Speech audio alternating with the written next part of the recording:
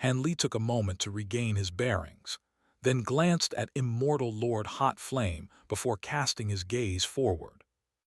The underground palace was completely dark and silent, and it was impossible to tell what laid ahead. "Let's go, fellow Taoist Li," Immortal Lord Hot Flame said as he led the way from the front, flipping a hand over to summon a bright, walnut-sized jewel, which he tossed upward to send it burrowing its way into the ceiling above.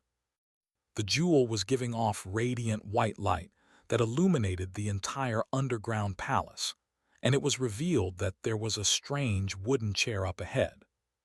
The chair seemed to have been interwoven out of the branches of a pair of short trees, and half of it was a dark green color, while the other half had a withered yellow hue.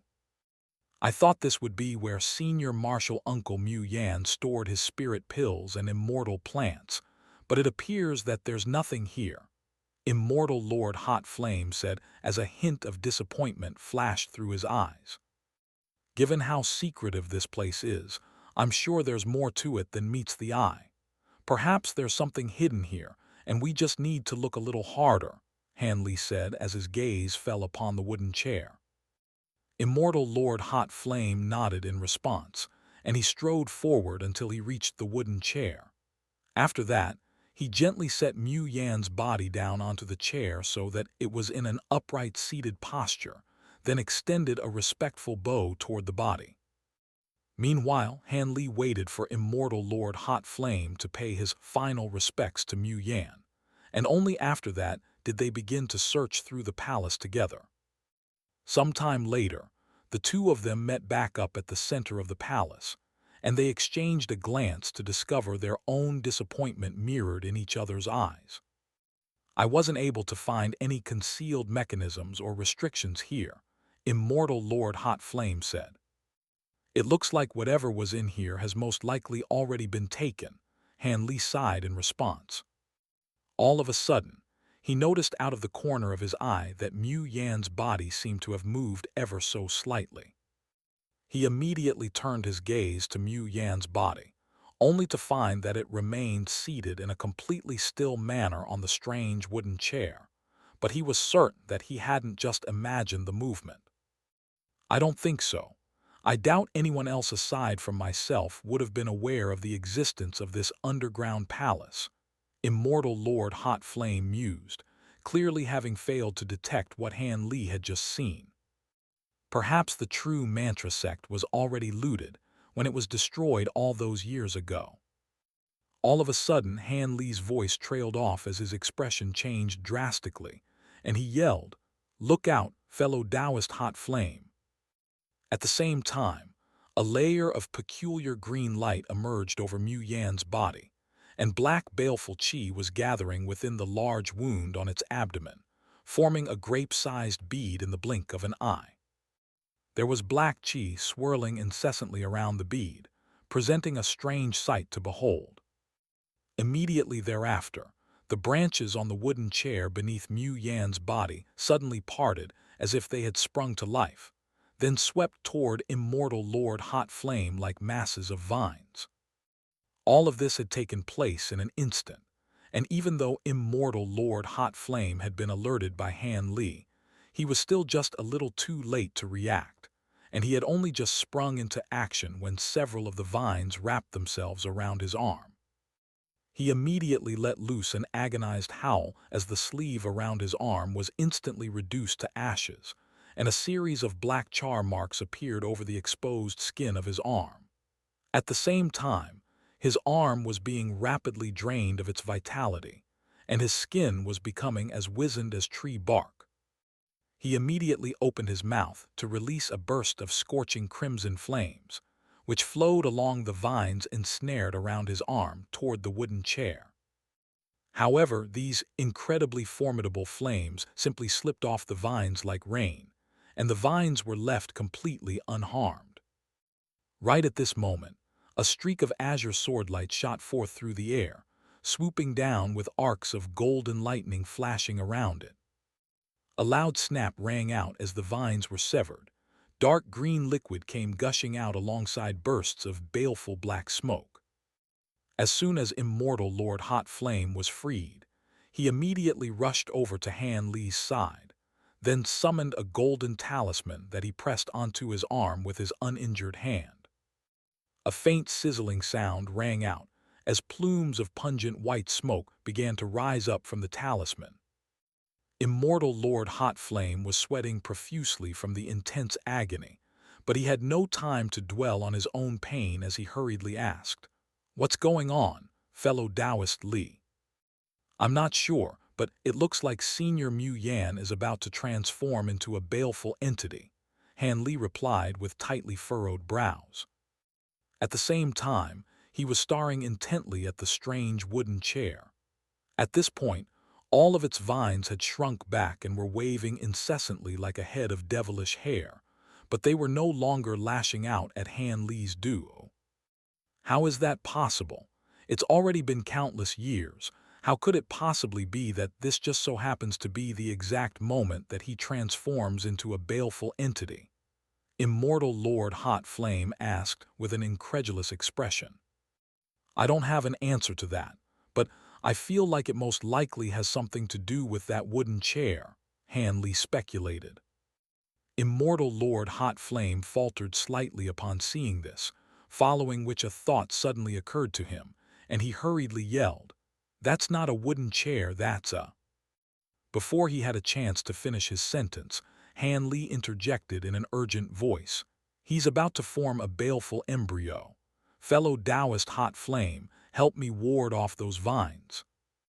At this moment, Mu Yan's body had begun trembling violently, and his eyes were darting around back and forth beneath his eyelids, looking as if they could spring open at any moment.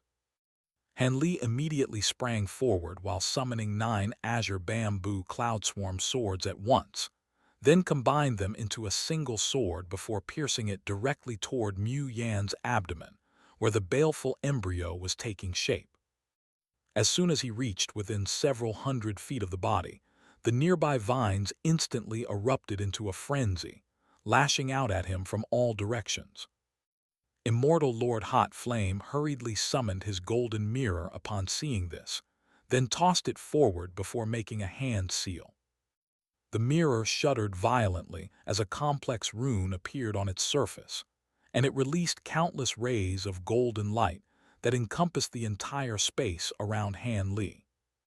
A burst of formidable time-law power fluctuation surged through the golden light, and all of the vines that were sweeping toward Han Li instantly became extremely slow and sluggish.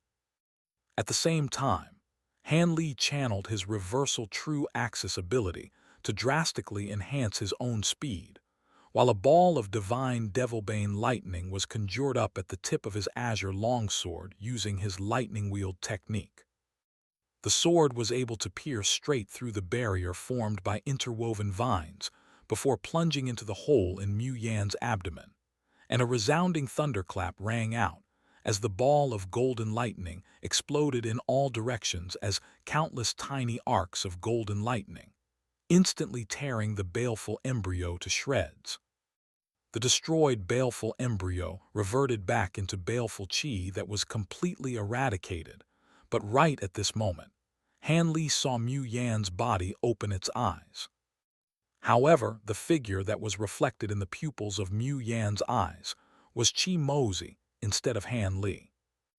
In the next instant, countless bursts of formidable sword chi erupted in all directions, tearing Mu Yan's body to shreds along with the 2 trees beneath it. "No!"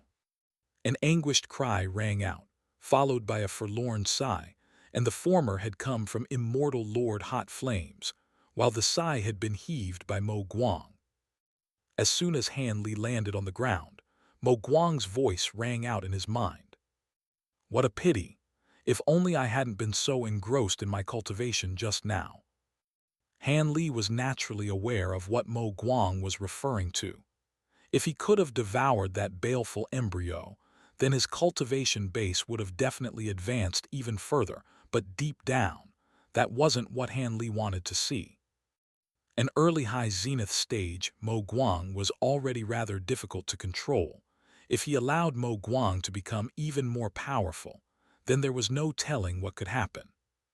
My apologies, fellow Taoist Mo Guang.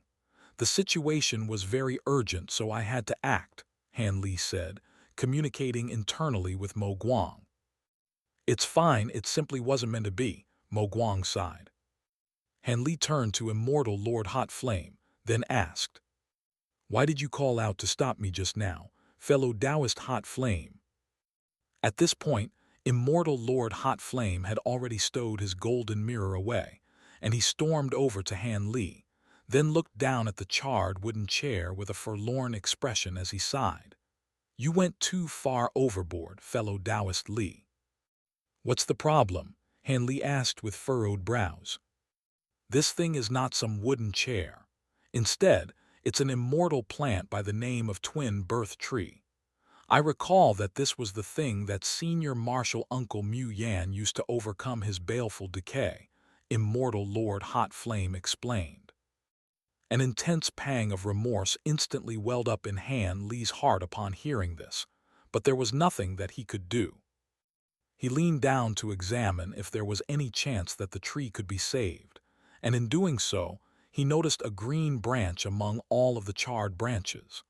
Only after plucking out that particular branch did he discover that it was actually a branch-shaped jade slip. Immortal Lord Hot Flame's expression instantly changed drastically upon seeing this, and he hurriedly asked, "Could this be the Great Five Elemental Illusion Mantra?" "Why don't you find out?" Han Li asked as he handed the jade slip over to Immortal Lord Hot Flame without any hesitation. Immortal Lord Hot Flame was rather embarrassed by Han Li's forthright attitude, and he said, "To think that I still harbored some reservations about you, even after you saved my life so many times. I'm truly ashamed. Regardless of whether the jade slip contains the Great Five Elemental Illusion Mantra, you can examine its contents. But after that, of course, this jade slip belongs to you after that," Han Li said with a smile before Immortal Lord Hot Flame had a chance to finish his sentence. "You're a far better man than I am, fellow Taoist Li," Immortal Lord Hot Flame said in a genuine voice as he extended a respectful salute toward Han Li.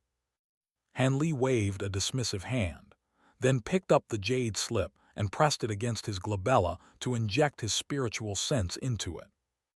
Immediately thereafter, he raised an eyebrow as he discovered a passage of small golden text hovering within a body of azure light within the jade slip. It was a rather complex cultivation art, but it was one by the name of the Eastern Vicissitude Scripture, rather than the Great Five Elemental Illusion Mantra. It took Han Li only a moment to memorize the entire cultivation art, following which he removed the jade slip from his forehead and handed it to Immortal Lord Hot Flame, who hurriedly accepted it before also inspecting its contents. Han Li watched as his expression gradually turned from elation to disappointment, which was then replaced with a pleased smile. The Eastern Vicissitude Scripture had a total of 9 parts, and it was also a time attribute cultivation art. On top of that, it seemed to be closely interconnected to the water divination time arts and the illusory dawn treasured scripture. Fellow Taoist Li, this may not be the Great Five Elemental Illusion Mantra, but it's still a secret cultivation art of our sect, nonetheless, so please don't distribute it to any outsiders," Immortal Lord Hot Flame said in a serious manner after stowing the jade slip away. "Of course. By the way, if you have no use for this ruined twin birth tree, then may I have it?" Han Li asked. "You've already completely destroyed the tree's vitality with your last attack. Why would you want to keep it?" Immortal Lord Hot Flame asked with a surprised expression. "I was thinking that if, by some miracle, I could resurrect this twin birth tree, then I'll have a chance of overcoming my baleful decay," Han Li replied with a wry smile. But internally, he was wondering if he could somehow revive the tree using the spirit liquid produced by his heaven-controlling vial. "I see. In that case, be my guest, fellow Taoist Li," Immortal Lord Hot Flame replied with a smile. "Also, do you know how Senior Mu Yan used this twin birth tree to overcome his baleful decay?" Han Li asked, while carefully stowing away the remnants of the tree. I'm afraid I'm not familiar with the intricacies of Senior Marshal Uncle Mu Yan's cultivation, but I presume it's just the same old process of guiding one's baleful qi out of their body and into an external object, Immortal Lord Hot Flame replied. I thought so too. In that case, it makes sense why Senior Mu Yan's body suddenly began to transform into a baleful entity. It most likely had something to do with the large quantity of baleful qi within the twin birth tree, Han Li said with a nod. After the tree was packed away, the two of them didn't immediately depart. Instead, they only left the underground palace after Immortal Lord Hot Flame's arm was mostly healed.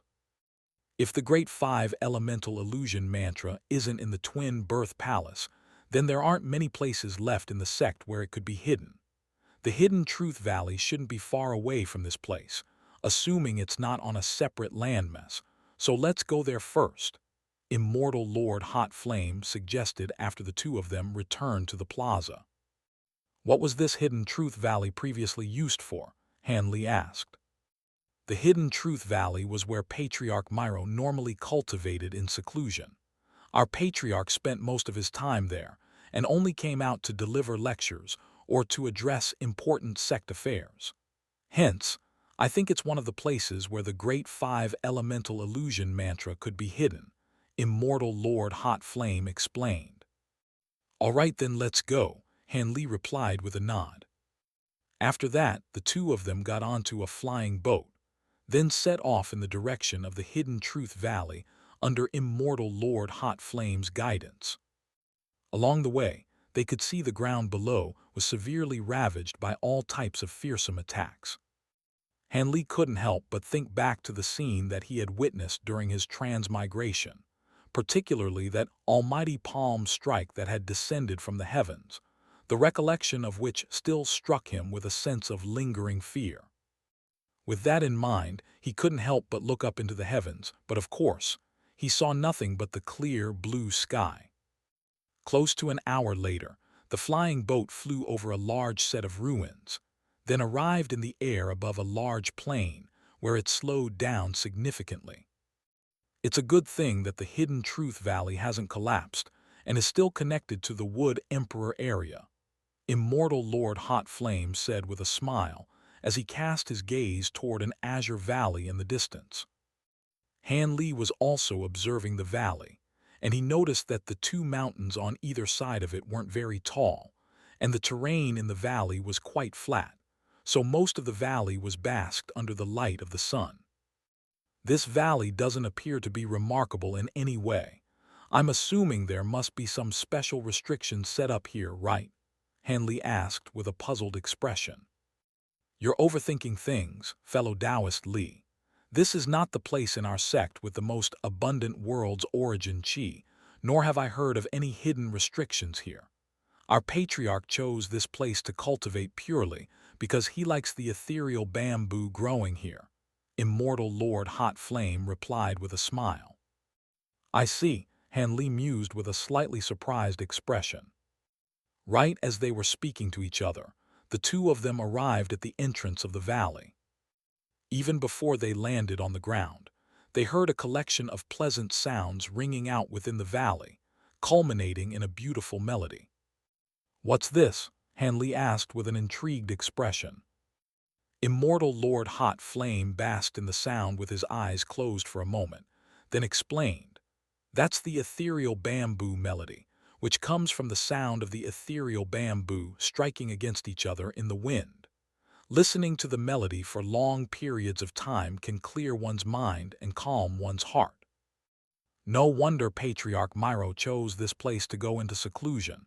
This is truly an exceptional place to be, Han Li praised.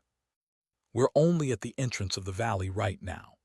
Inside the valley is a type of spirit bird by the name of the windchime magpie.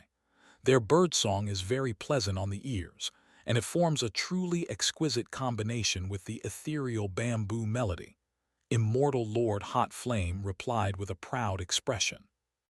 Not long after they entered the valley, Han Li spotted clusters of thin bamboo trees littered across the mountains on either side. The bamboo trees were thin and ramrod straight, and sure enough, they were gently crashing into each other in the wind to produce a beautiful melody. The deeper they advanced into the valley, the denser the bamboo trees on either side became, until they took up virtually the entire valley.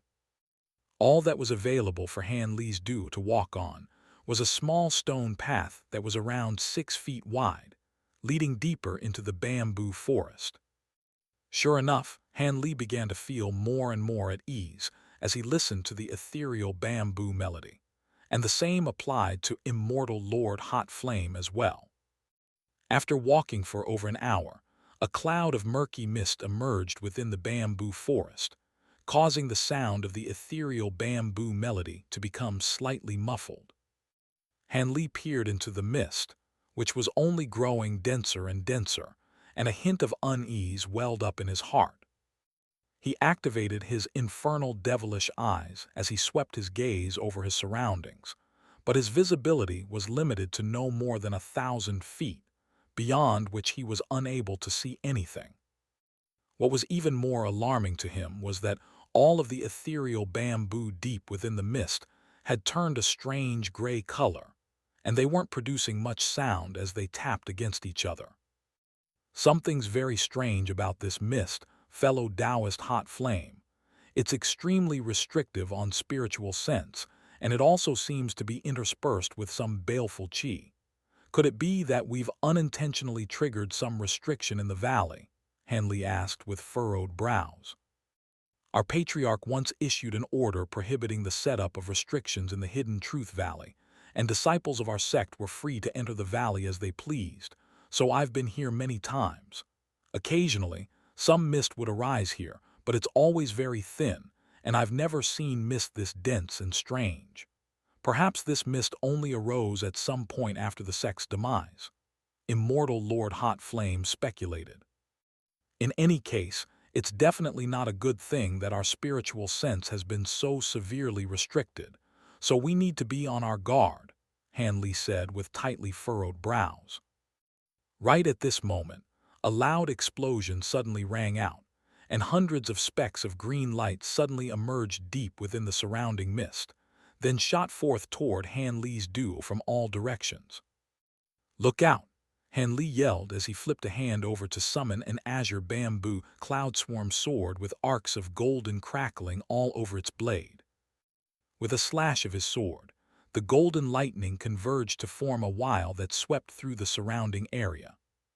At the same time, Immortal Lord Hot Flame summoned his golden mirror in one hand and a large crimson fan in the other, before sweeping the fan toward the dozens of specks of green flames directly up ahead. The whip formed by the divine Devilbane lightning swept through the air in front of Han Li in a golden arc, instantly striking the balls of ghostly flames amid a string of resounding booms. Over 100 balls of ghostly flames instantly exploded like overripe watermelons, but they didn't dissipate.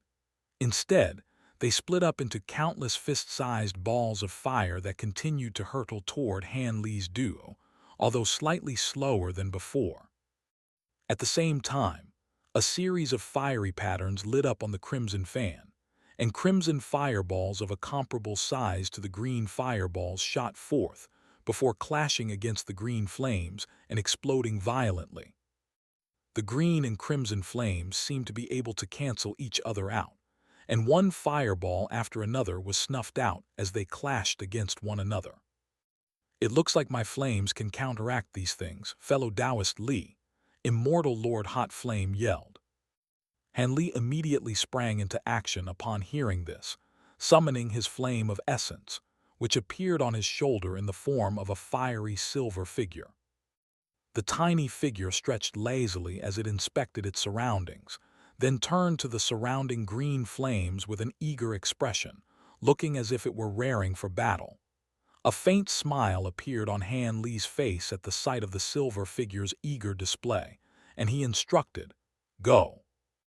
The silver figure immediately sprang into action, spreading its arms and transforming into a giant silver fire raven as it flew toward the oncoming wave of green fireballs. Immortal Lord Hot Flame had his back facing Han Li, and he was given quite a fight by the scorching heat that erupted behind him. As he turned around, he caught sight of the silver figure transforming into a fire raven, and he exclaimed, "That's a flame of essence."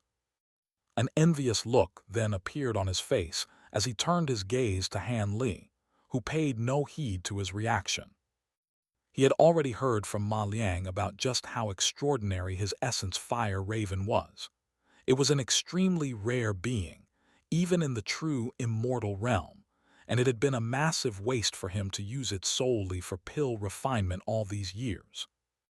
A string of loud explosions rang out as the essence fire raven swept a wing through the air, releasing a burst of silver flames that caused the green fireballs to explode in rapid succession. However, Han Li's brows furrowed slightly upon seeing this as just now. He had clearly sensed an emotion of disgust well up in the essence fire raven's heart. In the past, it had always been extremely excited to devour any new flame, yet this time, it was clearly averse to these green flames, and that was very abnormal. As a safety precaution, Han Li hurriedly summoned the essence fire raven back to his side, but to his surprise, it didn't immediately return to him. Instead, it continued to fly through the forest, eradicating all of the strange green fireballs while also evaporating much of the surrounding mist in the process. Only then did Han Li discover that there were many strange figures littered throughout the forest, previously concealed by the mist.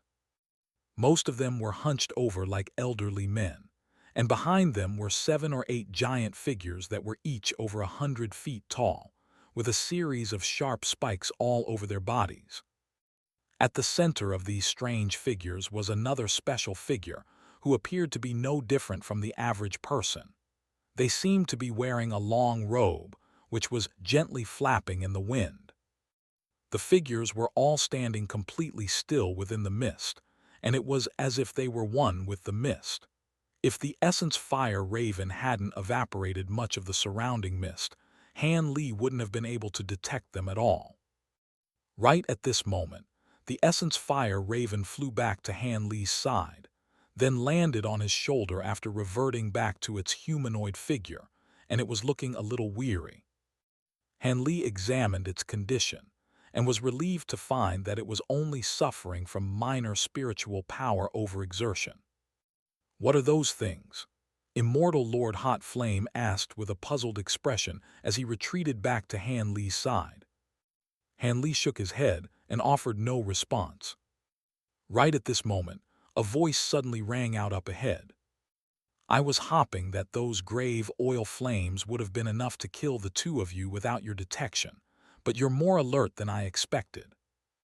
Han Li's brows furrowed slightly, and he noticed that the one who had spoken was the robed figure at the center of the group.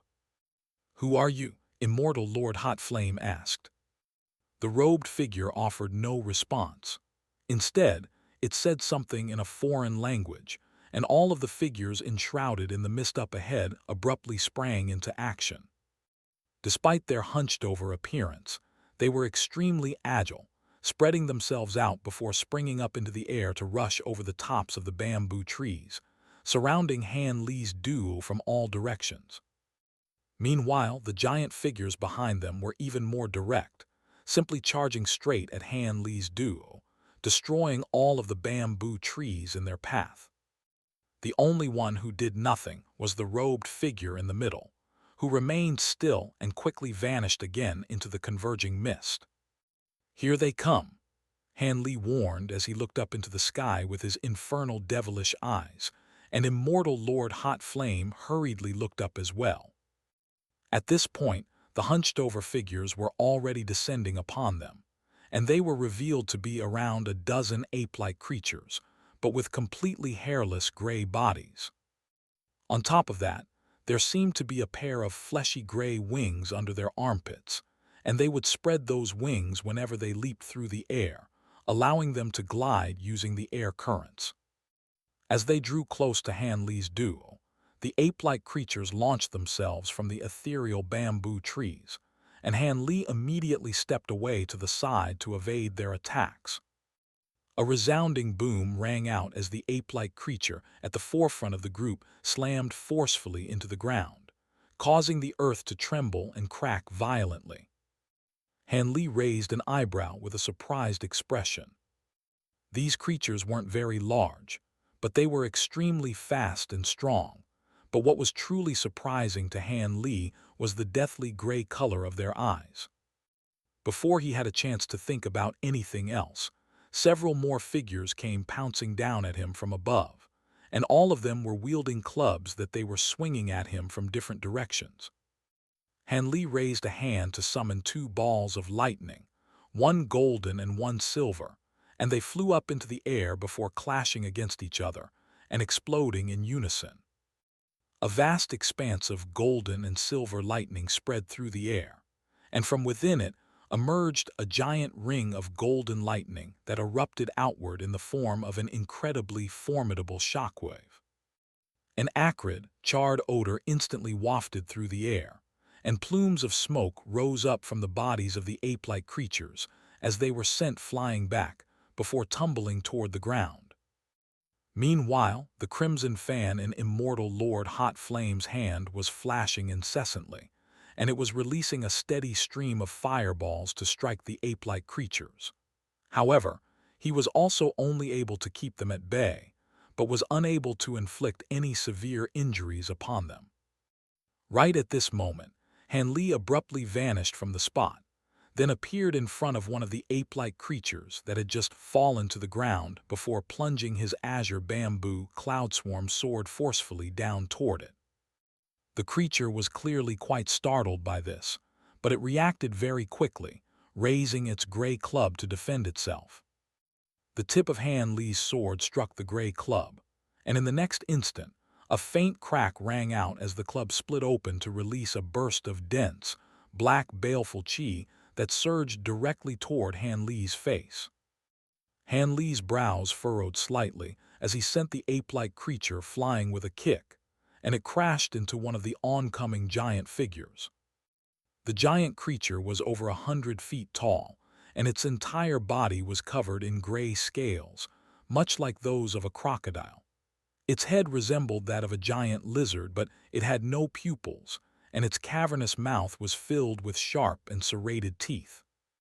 It wasn't able to move very quickly with its short and stubby legs, and it swatted the oncoming ape-like creature away with its powerful arms, then opened its mouth to blast a giant green fireball directly at Han Li. In response, Han Li raised a hand to pat the silver figure perched on his shoulder, and the latter immediately spread over his entire body like a film of liquid, forming a suit of fiery silver armor that left no part of his body exposed. Han Li then grabbed onto the hilt of his azure bamboo cloudswarm sword with both hands and stepped forward while channeling his reversal true axis, slicing the fireball into two with a single slash of his sword, before bursting straight through it under the protection of his flame of essence. A streak of golden light erupted out of the two halves of the fireball before striking the scaled creature, following which a large golden lock appeared around the creature's neck without any warning. A burst of radiant golden light erupted out of the lock to form a giant golden rune, which emblazoned itself directly upon the creature's cheek, and it was instantly completely immobilized and rooted to the spot. Han Li continued to rush at the creature as arcs of golden lightning began to emerge over his sword, and a drop of golden liquid emerged at its tip as he thrust it toward the creature's head. Right as the tip of the sword was about to pierce into the creature's head, a burst of green light suddenly erupted out of the creature's mouth, even though it had already been immobilized by the golden lock. The burst of green light sprang forth as a green fireball, and at this point, Han Li was too close to the creature to take evasive measures. Hence, he could only allow the fireball to strike him on the chest, and he was sent flying back like a cannonball before crashing heavily down onto the ground. The The green flames immediately reared up in an attempt to spread over the rest of his body, but they were instantly snuffed out by the flame of essence around him.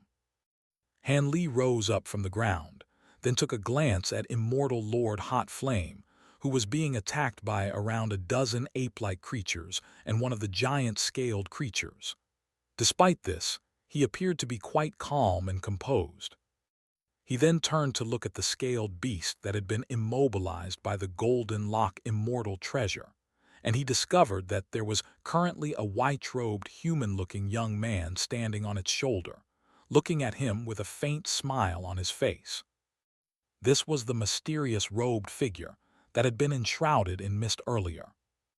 At first glance, he appeared to be very handsome, but there was something strange about his appearance, as if his face had been pieced together by different facial features taken from different people, presenting a very unbalanced and disharmonious appearance. What was even more surprising to Han Li was that his eyes were gray in color, indicating that he was a gray immortal. This is the first time I've fought humans, and I was rather curious, so I decided to observe for a while. Your companion over there isn't really remarkable in any way, but you're rather interesting. I can sense an aura of our kind within you, the white-robed man said. Han Li offered no response, as he continued to stare intently at the white-robed man. He noticed that there was a layer of faint gray light over his body, and the aura that was emanating from it was very similar to Mo Yu's. You're not going to say anything. I've heard that your immortal realm has always seen our gray realm as a primordial land filled with barbaric and unintelligent beasts, but from what I've seen, it seems like your kind is nothing special, the white-robed man sneered in a derisive fashion. After that, he sat down onto the shoulder of the scaled beast, and a layer of gray light appeared over his hand as he pressed his palm onto the golden lock around the creature's neck. The golden light radiating from the lock immediately dimmed slightly, as if it were being suppressed. A layer of faint gray light then appeared over the scaled beast's body, and it was able to move again. How is he suppressing the time law powers in the lock? Han Li thought to himself with a bewildered expression. Before he had a chance to ponder this matter any further, the dozen or so ape-like creatures around him came pouncing at him once again. Han Li flipped a hand over to produce the gourd that contained his Tao warriors, then tossed it up into the air before casting an incantation seal onto it. Numerous dark yellow beans instantly shot out of the mouth of the gourd amid a flash of yellow light, and they transformed into hundreds of Tao warriors before rushing at the ape-like creatures. Oh, this is what your kind refers to as Tao warriors, right? How interesting, the white-robed young man remarked with an intrigued expression. There's no need to protect me anymore. Go and help fellow Taoist Hot Flame, Han Li said to the Essence Fire Raven.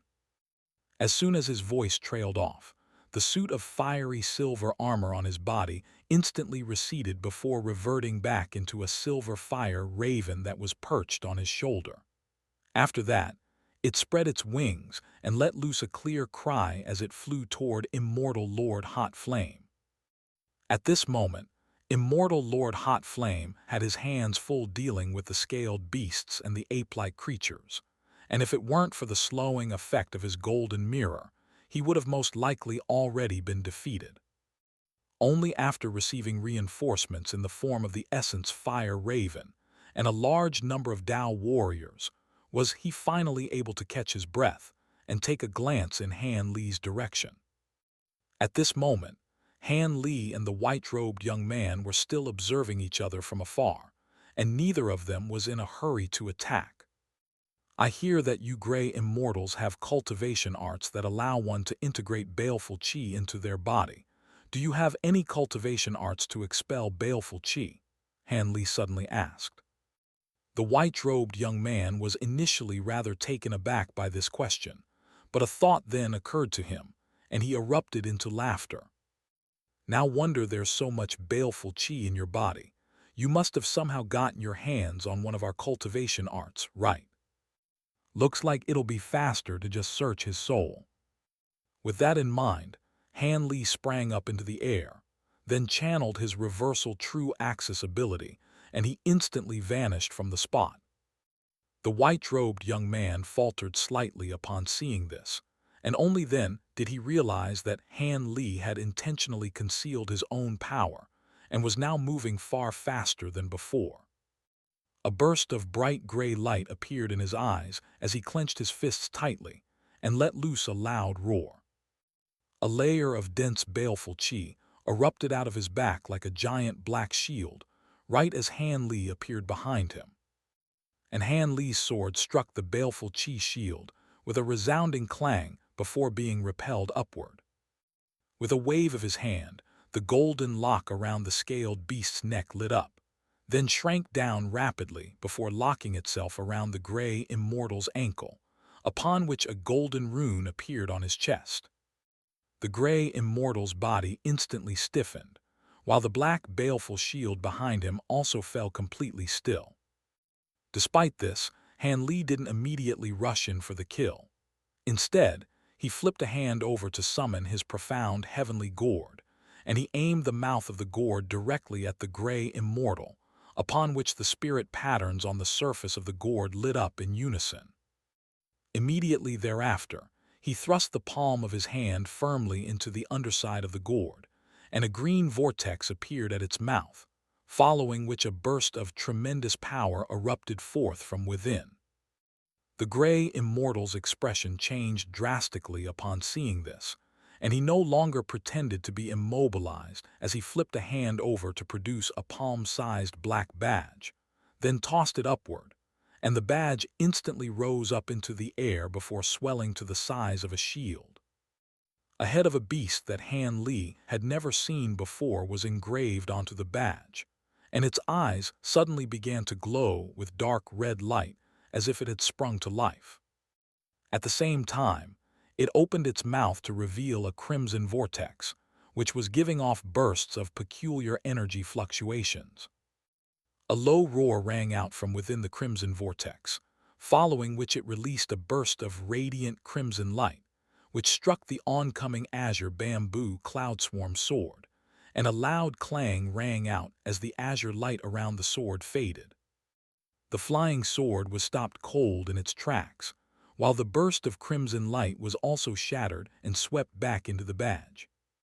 At this point, the gray immortal had finally realized that his human was not going to be a pushover as he expected, and a serious look had appeared on his face to replace his previous mocking sneer.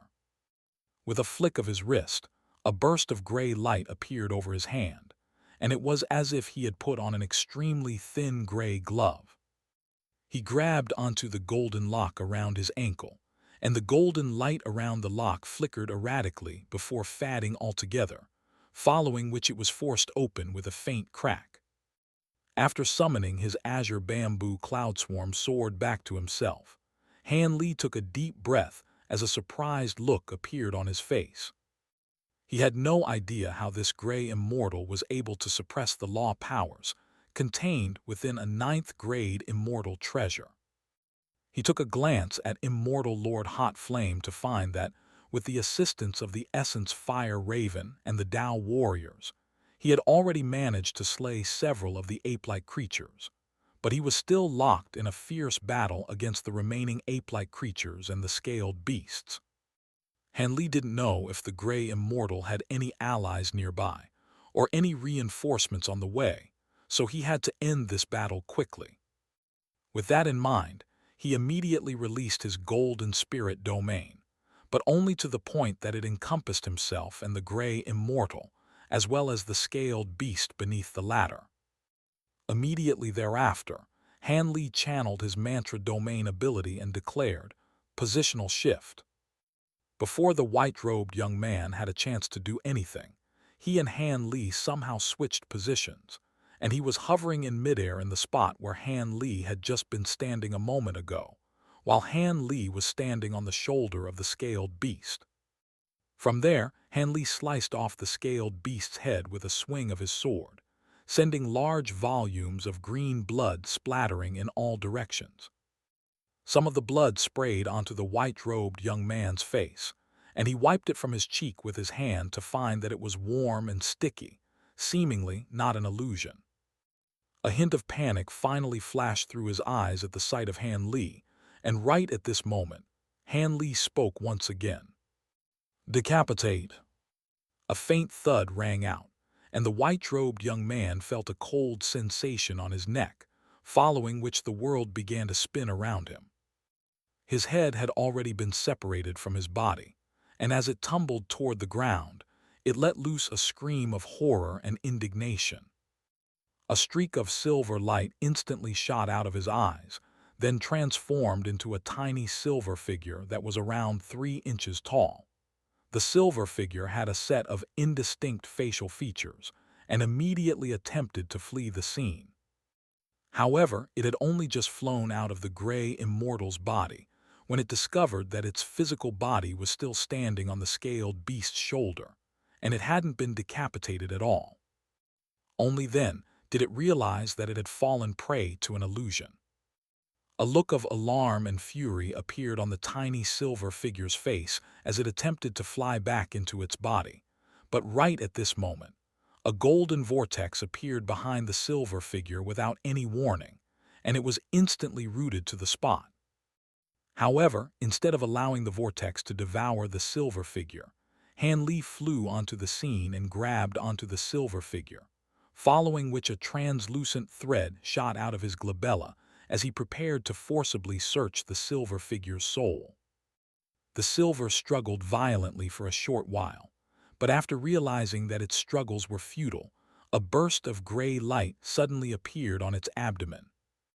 Han Li's expression changed drastically upon seeing this, and he hurriedly tried to place a restriction upon the silver figure, but it was already too late, and it exploded with a dull thump. A resigned look appeared on Han Li's face upon seeing this, and began to fly back down toward the scaled beast. To his surprise, the scaled beast had sensed the demise of its master, and it immediately opened its mouth to try and devour the gray immortal's body whole.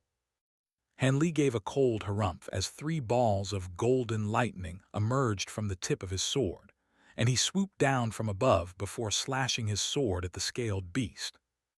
A resounding boom rang out as the scaled beast's body was sliced into 2 alongside the ground beneath it, and green flames erupted in all directions, while its green blood gushed onto the ground.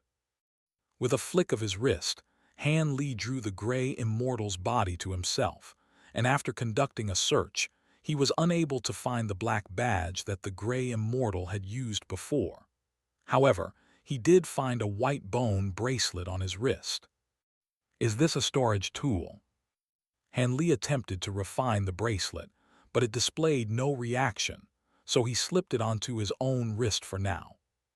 After that, he swept a sleeve through the air to open the flower branch domain, then tossed the body of the gray immortal onto the first floor of the pavilion where Mo Guang was staying. Immediately thereafter, he closed the domain and withdrew his spirit domain before rushing over to Immortal Lord Hot Flame's side.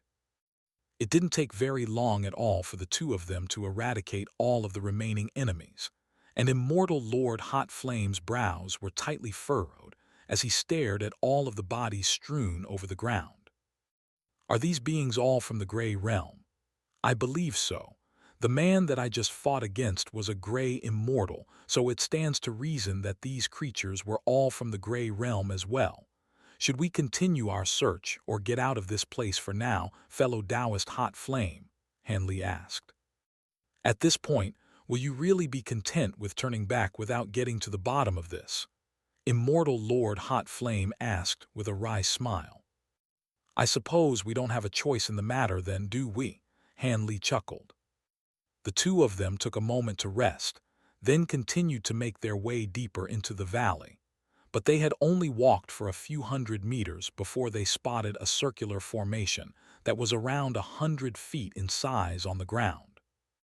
The formation was constructed out of white stone blocks of different shapes, and there were plumes of gray mist rising up out of it, while spatial fluctuations could be detected around the formation. "I'm assuming this formation wasn't always here, right, fellow Taoist hot flame? Han Li asked with slightly furrowed brows. I've never seen this formation before, and there's no way that our true mantra sect would have set up this formation. Immortal Lord Hot Flame replied with a shake of his head. In that case, those people from the Gray Realm were most likely responsible, Han Li said. I've heard that the inter-realm barrier between the Gray Realm and the true Immortal Realm is notoriously difficult to break through. How were those Gray Realm beings able to get here? Could it be that they relied solely on this formation? Immortal Lord Hot Flame mused. That's not very likely. I can sense spatial fluctuations here, but they're not very strong, nowhere near strong enough to break through an inter-realm barrier. On top of that, the formation doesn't look very complete either. Instead, it looks like a part of a larger spatial formation. If you ask me, those Gray Realm beings most likely came in from elsewhere, Han Li said with a thoughtful look in his eyes.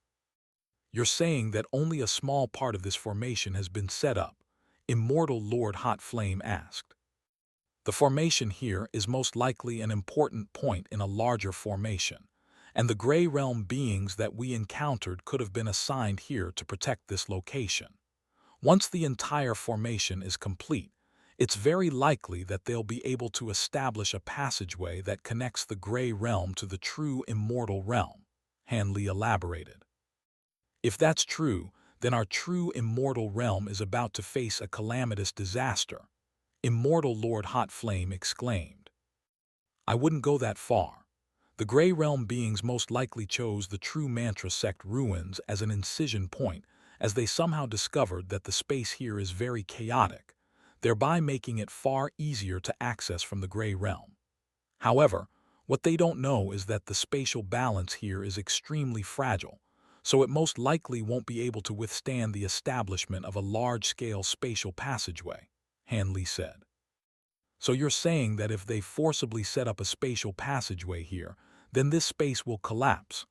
Immortal Lord Hot Flame asked with a concerned expression. I've witnessed more than my fair share of collapsed spaces in the past.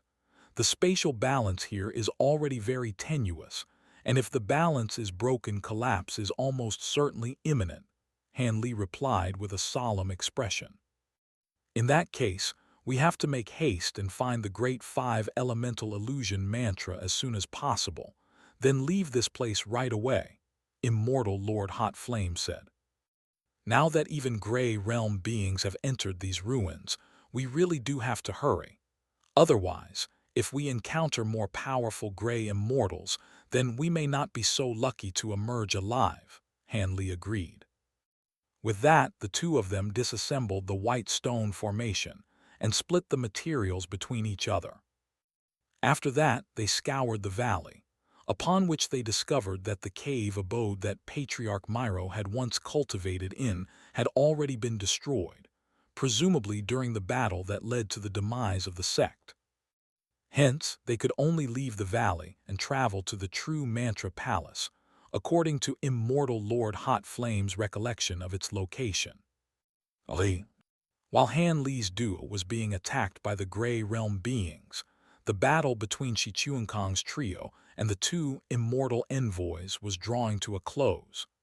The valley was completely unrecognizable, with both of the mountains at its entrance completely collapsed, and a series of giant craters had appeared on the plaza within the valley. There were two people standing on one of the few relatively intact spots in the valley, and they were Shi Chuankong and Feng Lin. Both of them were looking rather pale, and they had sustained some substantial injuries. In particular, Feng Lin was as pale as a sheet, and even the veil on her face couldn't disguise her horrible complexion. There were 3 broken bodies laying on the ground next to the two of them, and 2 of those bodies belonged to none other than Zhao Zhen and Lu Wuliang. Both of them had been decapitated, and the cuts were extremely smooth. The final body belonged to Zai Qing, and his entire body was a strange, dark purple color. His skin was occasionally bursting open, and whenever this happened, dark purple blood would spray out in all directions. As soon as the blood droplets fell onto the ground, A faint sizzling sound would ring out as they easily corroded tiny holes into the ground. At this moment, Zai Qing's nascent soul was hovering in the air above the body, and it was looking down at its ruined physical body with a disgruntled look on its face. I didn't think that Zhao Zhen would have such a vicious technique up his sleeve. Looks like your body's beyond saving, Zai Qing, Feng Lin remarked with a hint of schadenfreude in her voice. A hint of fury flashed through the eyes of Zai Qing's nascent soul upon hearing this, and it turned to give Feng Lin a vicious glare. Don't worry about your body, Zai Qing. You've made a significant contribution in killing those two immortal envoys. Once we return to the Devil Realm, I'll find a suitable body for you to possess, and I'll also ask Father to grant you permission to cultivate in the devilish origin Holy Pond. You'll be back to your peak in no more than 10,000 years, and perhaps you could even go beyond your former peak, Shi Chuankong said. The fury on Zai Qing's face instantly turned to elation upon hearing this. Thank you, young master. In your current state, you're no longer fit for battle, so just stay and recuperate in this devil form gourd for now, Shi Chuankong said as he summoned a black gourd, and a burst of black light surged out of the gourd at his behest to envelop Zai Qing's nascent soul before sucking it into the gourd. You did very well, too, Feng Lin. You'll also be rewarded once we return to the Devil Realm, Shi Chuankong said as he flipped a hand over to stow the gourd away. Thank you, young master, Feng Lin immediately replied with a hint of elation on her face. We've already wasted a lot of time here, so let's clean up the battlefield, then continue onward, Shi Chuankong said. Feng Lin naturally raised no objections to this, and she began to fly toward the edge of the valley, while Shi Chuankong made his way over to the bodies of the two immortal envoys before looking down at them with a contemplative expression. Right at this moment, the space outside the valley abruptly shuddered, and strange specks of gray light appeared, following which a thin gray rift emerged without any warning. Boundless gray mist surged out of the rift and into the valley, instantly filling the nearby area, and it was quickly expanding toward the rest of the valley. Shi Chuankong's expression changed slightly upon seeing this, and he made a hand seal, upon which a glowing purple ring shot out of his body, then hovered above his head, raining down rays of purple light to protect him. Feng Ling also immediately noticed that something was amiss, and she hurriedly returned to Shi Chuankong's side, following which a large purple flag appeared around her. The nearby gray mist was quickly becoming denser and denser, and ghostly howls were ringing out within it alongside arcs of gray lightning that were flashing incessantly, presenting a peculiar sight to behold. Young master, we have to get out of here. This is the same gray mist that swallowed up Elder Jiang, Feng Lin said with a solemn expression. Let's go. Shi Chuankong immediately raised a hand without any hesitation upon hearing this, conjuring up a ball of purple light that enveloped them both before speeding away into the distance. Almost at the exact same moment, a thick bolt of gray lightning shot out of the gray mist, instantly covering a distance of tens of thousands of feet before striking the gray light at an incredible speed. A loud thump rang out as the purple light exploded, and Shi Chuankong and Feng Lin were struck out of the sky before slamming down onto the ground. Feng Lin seemed to have been struck by the bolt of lightning, and she threw up a mouthful of blood, which stained the veil over her face red, following which she fell unconscious. Feng Lin. As soon as Shi Chuankong steadied himself, he noticed that Feng Lin had fallen unconscious, and he hurriedly released a burst of purple light out of his hand to raise up her body so that he could administer some treatment. Right at this moment, 4 gray humanoid figures shot out of the gray mist before pouncing at Shi Chuankong and Feng Lin. These figures were all dressed in gray robes, and they were led by a short figure who possessed a gray, skeletal body as opposed to a body of flesh and blood. The other 3 figures behind him all had normal bodies of flesh, and one of them was a young man in a suit of gray armor. He was holding a purple spear, and his long, silver hair was dancing in the wind behind him, adding a sense of flair to his already handsome appearance. However, his murky, gray eyes presented a rather jarring sight to behold. There was also a tall and beautiful young woman, whose exceptional figure showed through even her loose-fitting robe, and as she flew through the air, she was taking occasional glances at the silver-haired young man. The final figure to round out the trio was a gray-robed elderly man who was quite hideous in appearance, and there was a cold look in his murky, gray eyes. Trailing along in the gray mist behind them were a variety of gray demon beasts, including lions, tigers, wolves, and apes, and all of them were enormous.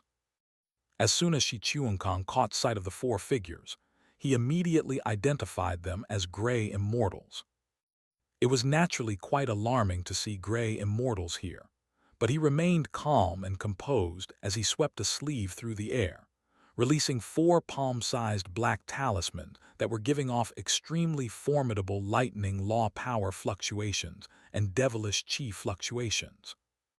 A resounding boom rang out as all four of the black talismans exploded in unison, transforming into four thick bolts of black lightning that crashed down upon the four gray immortals. "Don't let this battle drag on," the gray skeleton leading from the forefront said in a raspy voice. At the same time, a bone staff appeared in his grasp amid a flash of gray light, and he swept the staff through the air to release a long streak of gray light, which swept up the four bolts of black lightning unleashed by Shi Chuankong. As soon as the bolts of lightning came into contact with the streak of gray light, they instantly vanished without a trace, but at the same time, most of the streak of gray light also dissipated. A stunned look appeared on Shi Chuankong's face upon seeing this, and he held Feng Lin in his arms as he darted away into the distance as a streak of purple light. The gray skeleton swept his staff through the air once again, and what remained of the streak of gray light immediately shot forth in hot pursuit.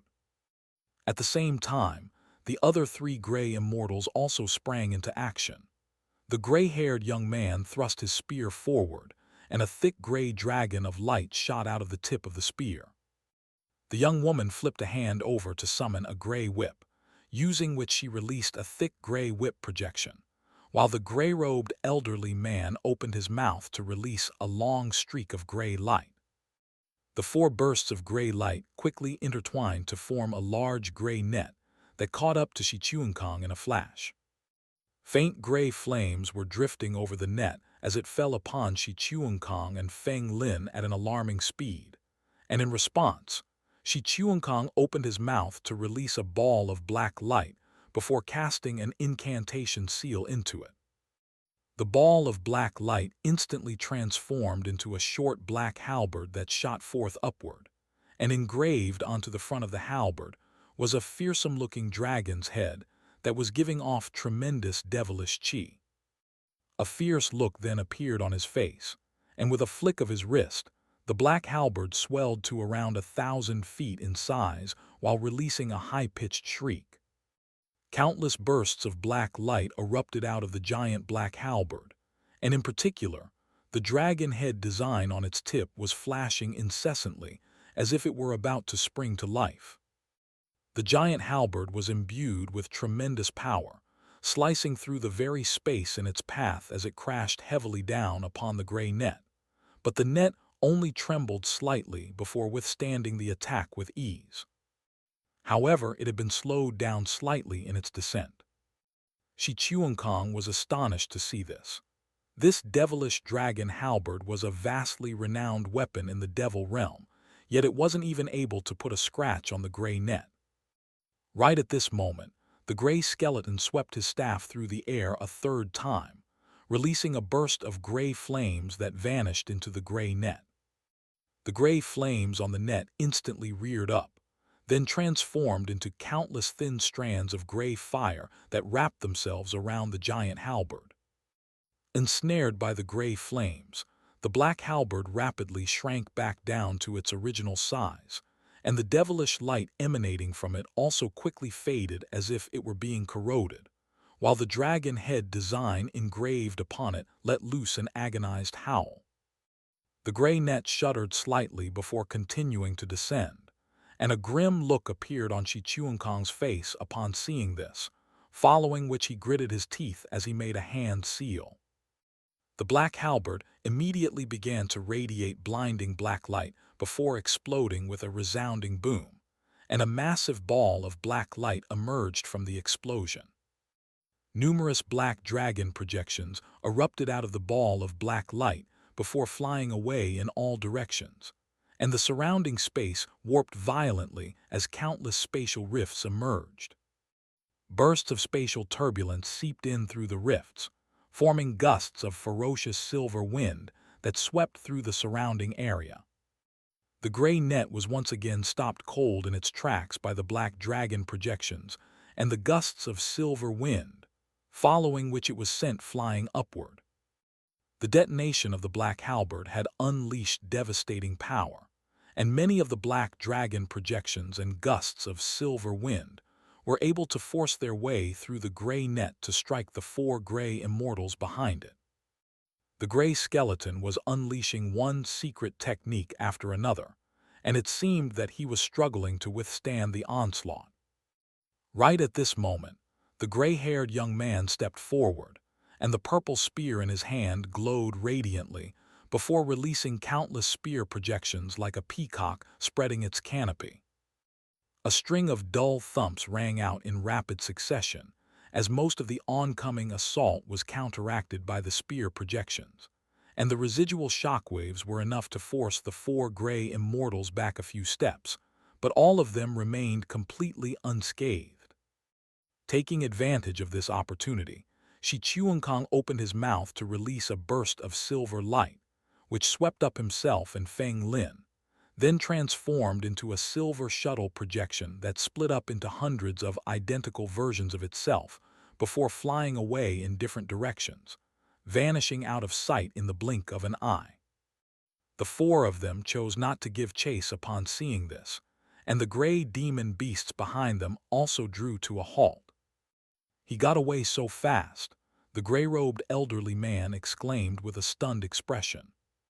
"He seems to have unleashed a spatial law ability at the end, so it won't be easy to catch him.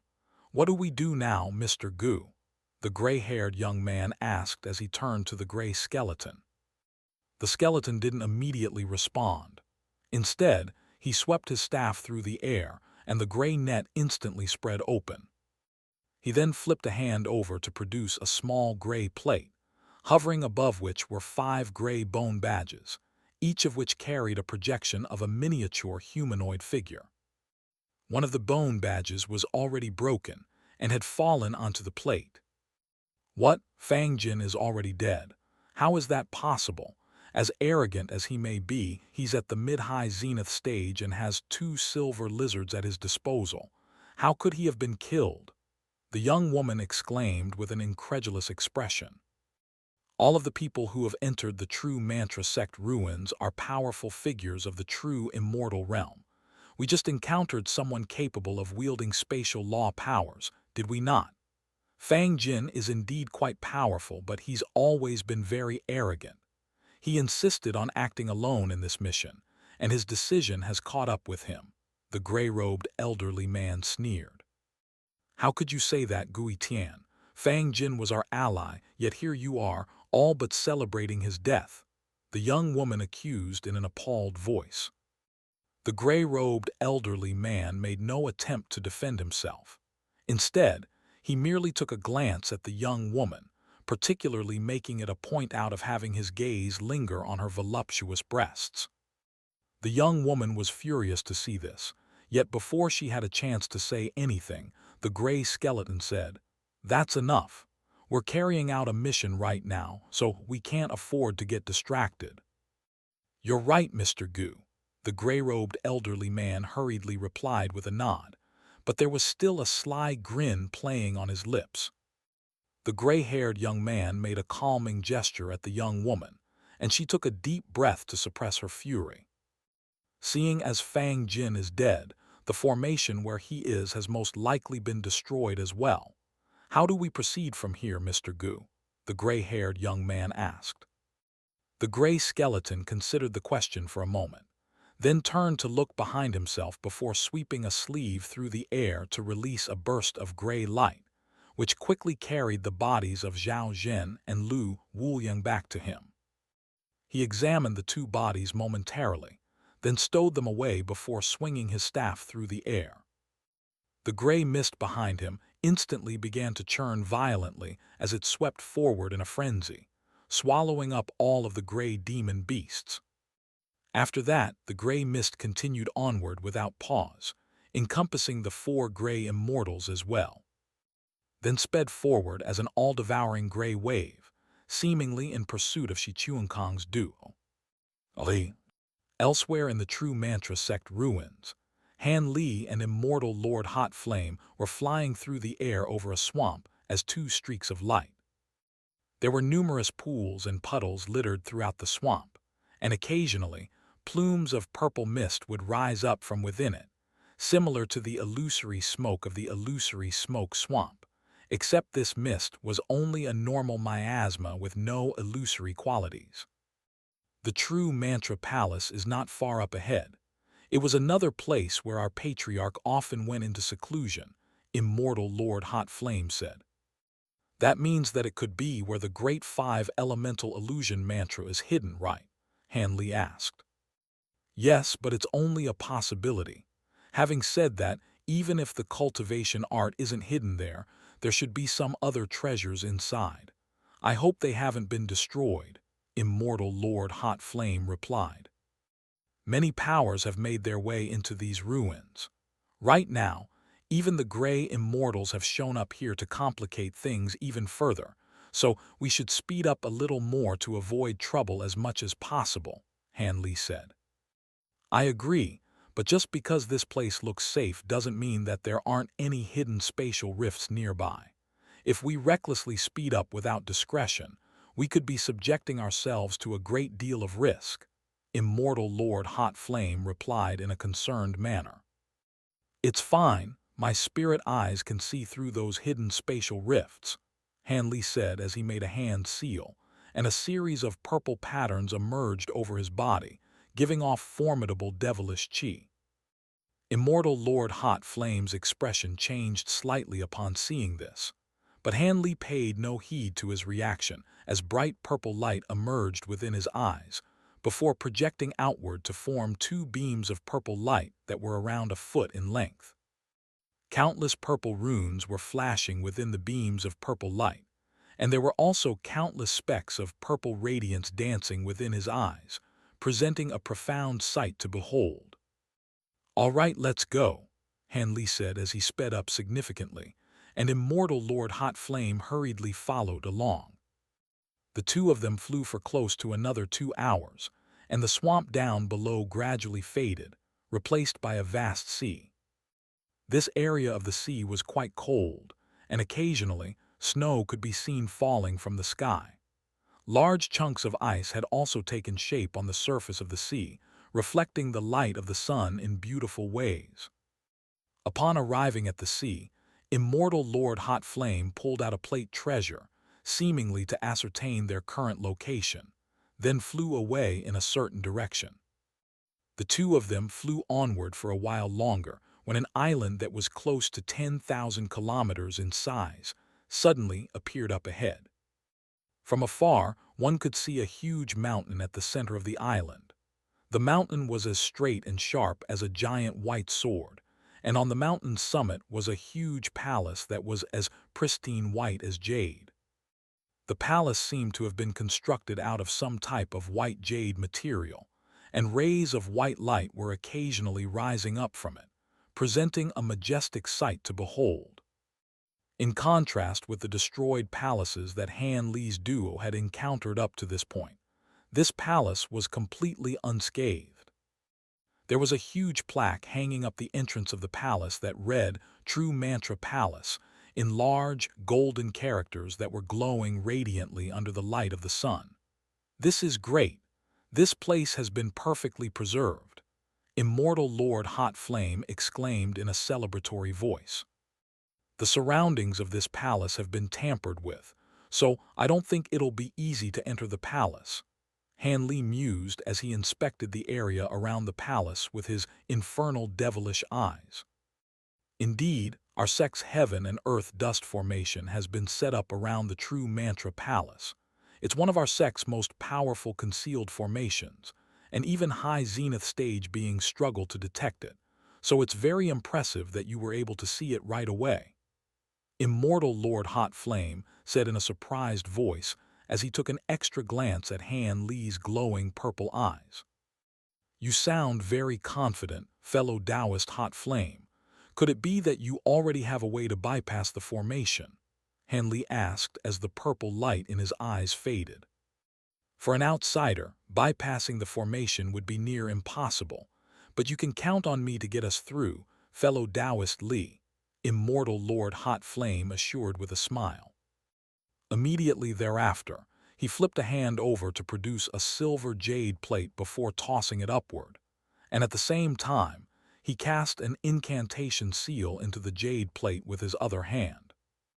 Bright silver light instantly rose up from the surface of the jade plate, and it transformed into a ball of silver light that descended to encompass Han Li's duo. Immortal Lord Hot Flame then began to chant an incantation before pointing at the palace up ahead from afar, and the ball of silver light instantly flew away in that direction at a rather lethargic pace. After flying for a short distance, the space around the ball of silver light suddenly began to buzz, following which a series of crisscrossing streaks of white light emerged. These streaks of white light varied in length and size, and they were distributed throughout an area in a radius of close to 10 kilometers around the true mantra palace, taking on all types of different permutations. Han Li observed the white light with his infernal devilish eyes, and he discovered that this was only the very surface of the formation, while the permutations deeper inside were even more complex.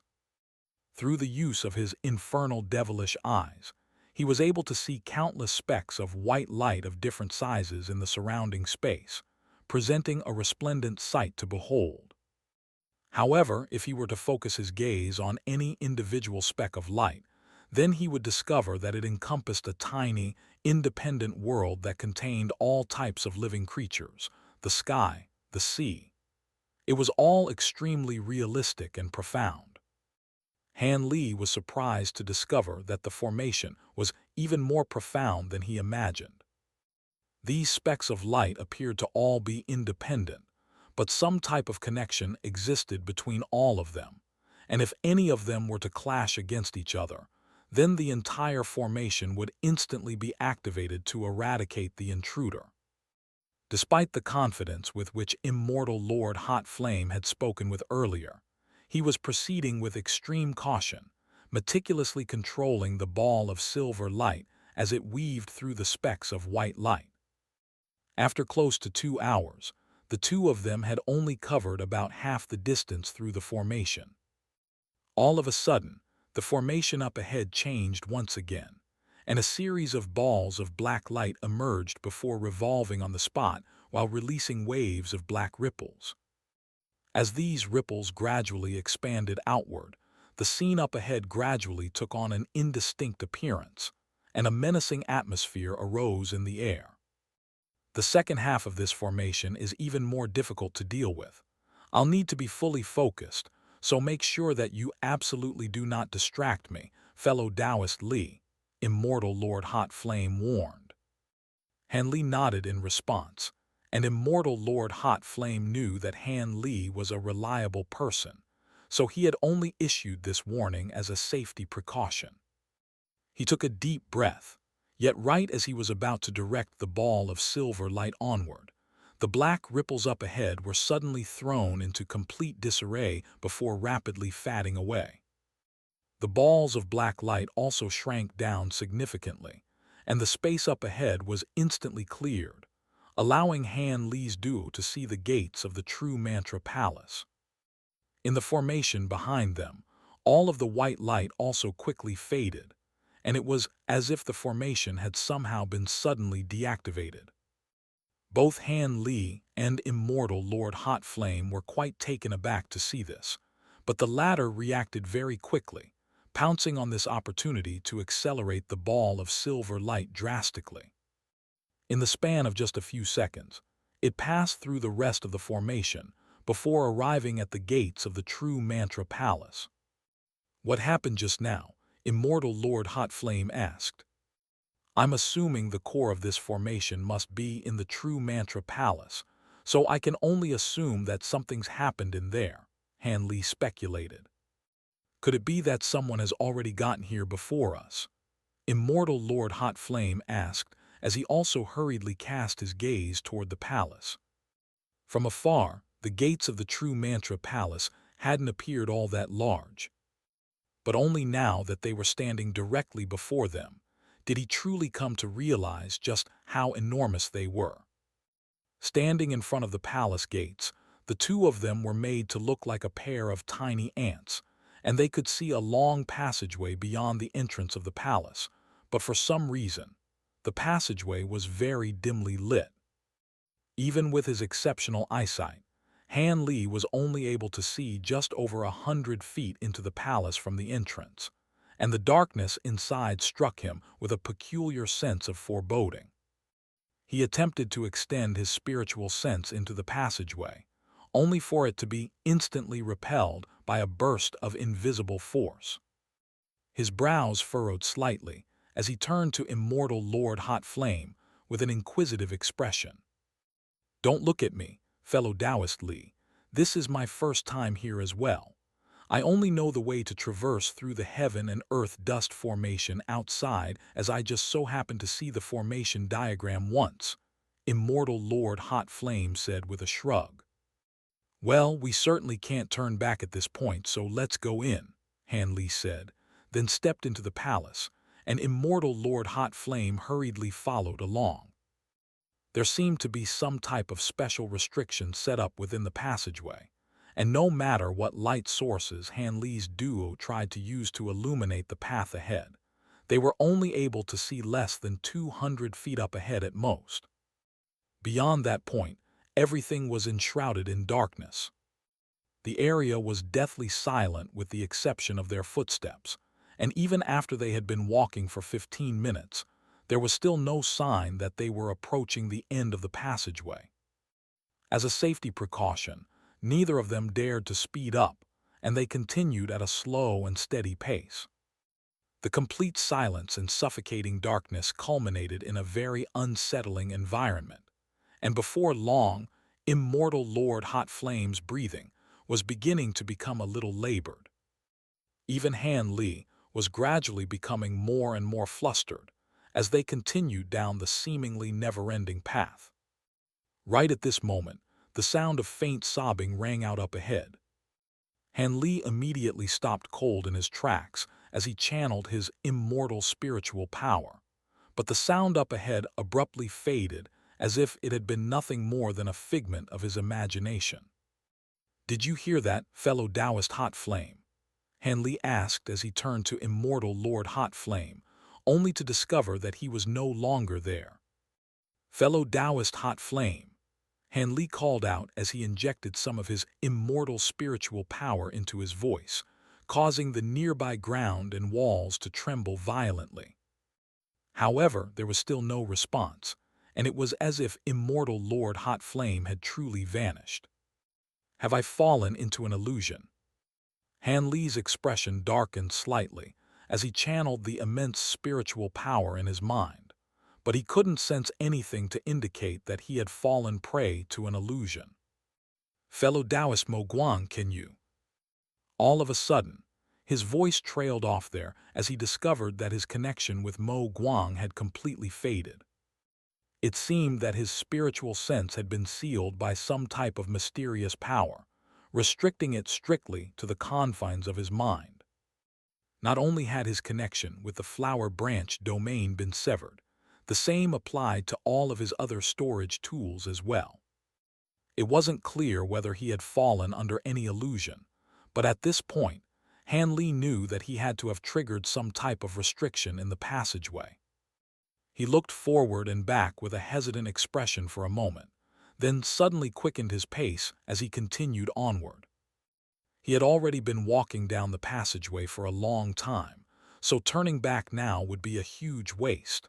On top of that, he didn't know if he would be able to turn back and leave even if he wanted to. A short while later, a burst of black light suddenly emerged up ahead. It was an arrow of black light that was racing through the air at an astonishing speed, hurtling directly toward his chest. He only had less than 200 feet of visibility, but his reactions were extremely sharp, and he was able to sidestep the arrow with ease. The arrow continued to pierce into the darkness behind him, quickly vanishing out of sight. "Who's there?" Han Li roared as he stopped in his tracks. The entire passageway rumbled violently for a long while before settling down again, and no response rang out from up ahead. Han Li gave a cold harumph as he continued onward, but he had only taken a few more steps when another arrow of black light shot out of the darkness, hurtling toward him at the same speed as the previous one. A perplexed look flashed through his eyes upon seeing this. No matter how many more of these arrows were sent flying at him, they were simply not fast or powerful enough to pose a threat, so what was the point? With that in mind, he was just about to dodge to the side when all of a sudden, the only remaining light in the surrounding area abruptly faded, plunging him into complete darkness.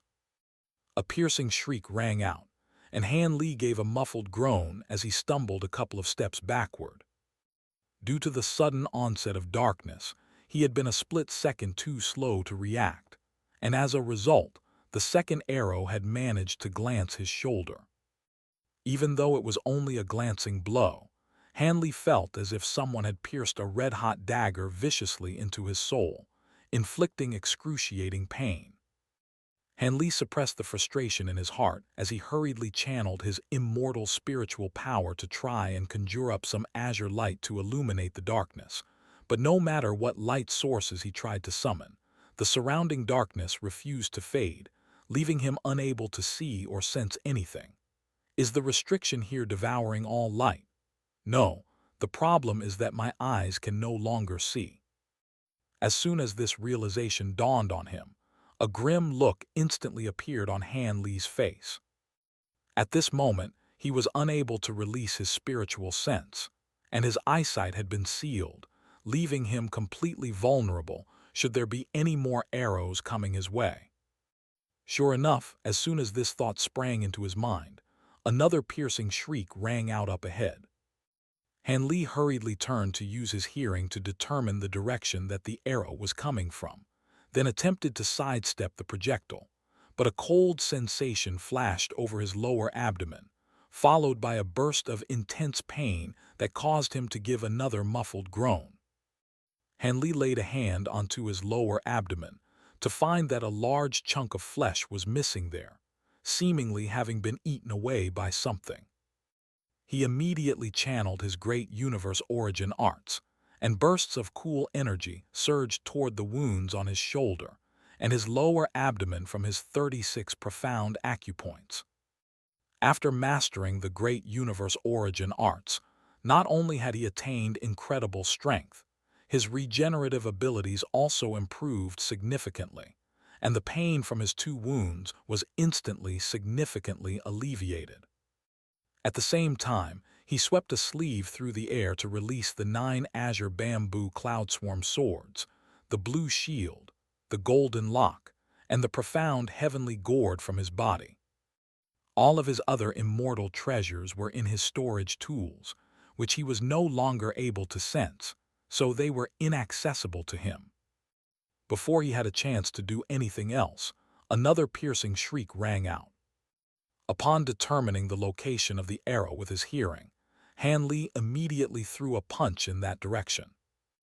The 9 azure bamboo cloudswarm swords also instantly shot forth before intertwining with one another to form a giant azure sword lotus flower that descended upon the black arrow. At the same time, A burst of green light shot out of the mouth of the gourd toward the arrow, while the blue shield swelled to several dozen feet in size before positioning itself in front of him. As for the golden lock, it wasn't a defensive immortal treasure, but it was also serving as a shield. However, in the next instant, Hanley felt another cold sensation over his lower abdomen, followed by a burst of excruciating pain, and he was sent flying backward as blood came gushing out of his mouth. He was unable to see, but he could feel that a large hole had been pierced through his lower abdomen, and it felt as if his internal organs were being simultaneously burned by scorching flames and eaten away by corrosive acid. He fell heavily onto the ground, then immediately sprang to his feet. Such an injury wasn't enough to completely disable him, and he was channeling his great universe origin arts with all his might to accelerate his recovery. What the hell is happening? Hanley thought to himself in a bewildered manner. Through his spiritual connection with his immortal treasures, he was able to sense that the black arrow of light had pierced straight through them, as if it had no substantial form at all. At this moment, Hanley couldn't help but feel a little panicked. Losing his sight and spiritual sense was already terrible, and now it seemed like there was no way for him to defend himself from these fearsome black arrows. Before he had a chance to think of a way out of this predicament, that familiar shriek rang out once again. To compound his woes even further, the black arrows seemed to be coming faster and faster. Hanley immediately positioned all of his immortal treasures in front of himself once again, and he also summoned his mantra-treasured axis, which released waves of golden ripples in all directions while he dodged to the side. A faint thud rang out as Hanley was sent flying once again, this time with the arrow piercing through his shoulder. In the next instant, he sprang back to his feet, and he was feeling even more panicked. His trump card, his mantra-treasured axis, had completely failed him. Right at this moment, a stunned look appeared on his face as his entire body stiffened. The surrounding area had fallen completely silent. He had lost his sense of hearing. Hanley's heart immediately sank. Without his hearing, how could he determine the location of the arrows? Was he not just a sitting duck at this point? All of a sudden, he felt a gust of wind glance over his skin, and he hurriedly dodged to the side. But he had only just sprung into motion when a burst of excruciating agony tore through his chest, sending him flying once again. A large hole had been punched through his chest, but thankfully it had missed his heart. He sprang to his feet once again, with his expression twisted with panic and fury. Without his spiritual sense, eyesight, and hearing, there was no way that he could evade those arrows. Even with his tremendous regenerative abilities, all it would take would be a single arrow through one of his vital regions to put an end to his life. Was he going to die here? Hanley let loose a desperate roar as he paid no further heed to the threat of the arrows and rushed forward with all his might. However, in the next instant, yet another arrow came flying at him. At this moment, he was flying forward with all his might, so he was unable to take any evasive action, and a burst of intense pain shot through his right arm, following which his entire arm was amputated at the shoulder. Hanley gritted his teeth through the pain as he continued to fly onward with all his might. All of a sudden, HSI expression stiffened once again. His body was drenched in blood at this point, but he couldn't smell any of it. Have I lost my sense of smell as well? Immediately thereafter, yet another arrow shot forth from up ahead, this time piercing through his right leg. He continued to forge ahead while disregarding his injuries, but he was becoming more and more frustrated by the second. It seemed that there was no end to this dark passageway, and for the first time since arriving in the true immortal realm, he was plunged into complete despair. However, there was one final shred of clarity in his mind, and it urged him not to give up. In the blink of an eye, he was struck by 7 or 8 more arrows, blowing several more large holes into his body.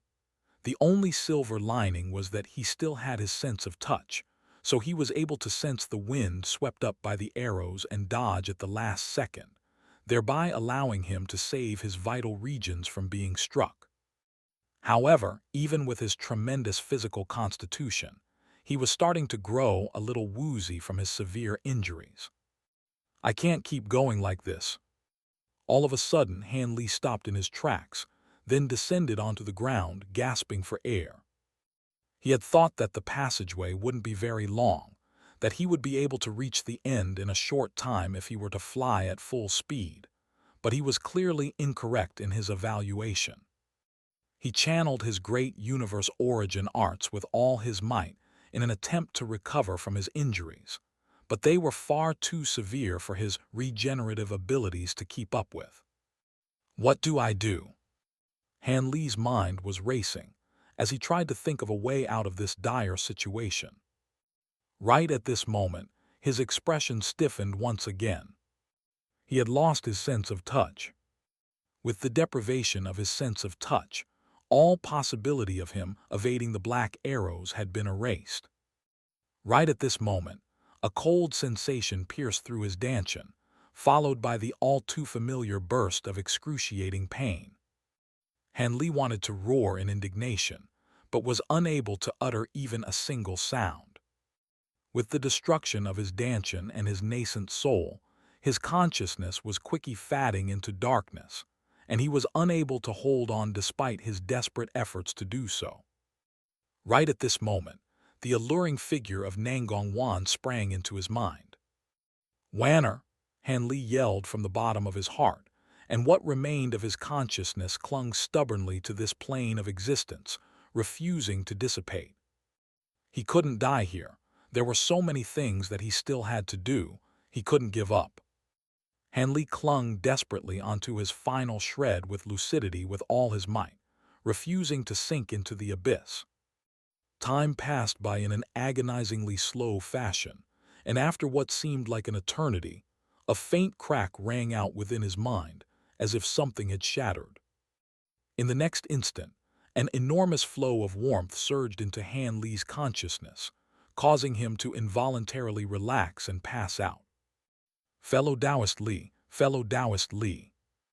An urgent voice rang out beside Hanley's ears, and initially it seemed to be from another world, but it was slowly becoming clearer and clearer. Hanley's consciousness slowly returned to him, and he discovered that he was standing in an azure palace with his body completely unscathed. At this moment, Immortal Lord Hot Flame was standing beside him, watching him with a concerned expression. "What just how?" Hanley was stumbling over his words as he struggled to fathom what he had just experienced. He quickly inspected his surroundings as he spoke, and he discovered that there was a dark passageway behind him, the very same one that they had passed through at the entrance of the palace. Bursts of black light were flashing incessantly within the passageway, while constantly taking on all types of different forms, and it was as if they had a life of their own. This is Patriarch Myro's Six Senses true mantra restriction. I only recalled it after I entered the passageway. The restriction is one that refines the mind by dragging you into an illusion where you're deprived of all six of your senses, Immortal Lord Hot Flame explained. That was an illusion. It felt even more realistic than reality, Hanley said with a wry smile. Those with insufficient mental fortitude will completely lose consciousness after being stripped of one or two of their senses, causing them to be forever lost in the formation. Very few people are able to even last until their third or fourth senses are deprived. This restriction's primary purpose is to ward off external enemies, but it was also used as a test of willpower by our Sect's disciples. I've experienced the restriction on several past occasions, and that's why I was able to overcome it. In contrast, you stepped into this restriction completely unprepared, yet you were still able to make your way out, and that shows incredible mental fortitude, Immortal Lord Hot Flame said with a hint of admiration in his eyes. "You're far too kind, fellow Daoist Hot Flame. I was simply extremely fortunate to have overcome the restriction," Han Li said with a wave of his hand, and internally he was feeling a little disgruntled. Immortal Lord Hot Flame seemed to have sensed Han Li's displeasure, and he explained, "My apologies, fellow Taoist Li. I had no idea that this restriction had been set up here. The restriction is an extremely perilous one, but it can also benefit one immensely. In particular, one stands to gain the most from their first time experiencing the restriction. Take a look and see if your spiritual sense has been enhanced, fellow Taoist Li." Han Li faltered slightly upon hearing this, then conducted a brief internal inspection, upon which a hint of elation appeared on his face. Indeed, his spiritual sense had been enhanced by roughly 50%, and even the fifth level of his spirit refinement technique was on the verge of a breakthrough. On top of that, due to the sensory deprivation that he endured, he had also gained a deeper understanding of his mantra domain. However, this wasn't the time to be focusing on cultivation, so Han Li quickly turned his attention back to the Azure Hall before him. The hall wasn't very large, only around 1,000 feet in size, and it was completely empty with the exception of 4 stone pillars, one at each corner. However, at the other end of the hall was a dark passageway that seemed to lead somewhere deeper. "How long was I unconscious for?" Han Li asked as he turned to Immortal Lord Hot Flame. "Not very long, maybe about 15 minutes, Immortal Lord Hot Flame replied. Han Li nodded in response, then contacted Taoist Zai through their spiritual connection. "Did he do anything strange while I was unconscious, Brother Zai?" While he did trust Immortal Lord Hot Flame as an ally, it was always better to be safe than sorry. "No, all he did was observe the surrounding environment," Taoist Zai replied through voice transmission.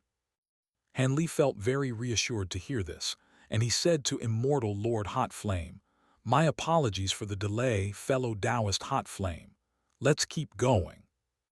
Immortal Lord Hot Flame naturally didn't object to this. He would have continued onward long ago if he didn't have to stay behind to look after Han Li. With that, the two of them stepped into the passageway up ahead, and the light here was also quite dim, but there were no restrictions set up. The passageway wasn't very straight, but it wasn't all that long either, and before long, the two of them reached the end, at which point they encountered a white door of light. The sound of a battle could be heard ringing out from within the door of light, and sure enough, someone else had already gotten here ahead of them. Han Li and Immortal Lord Hot Flame exchanged a glance with each other, then concealed themselves before flying into the door of light in a covert fashion. Immediately thereafter, they appeared in a giant hall that was over 10,000 feet in size, and it was completely empty aside from 2 rows of white stone pillars on either side of the hall.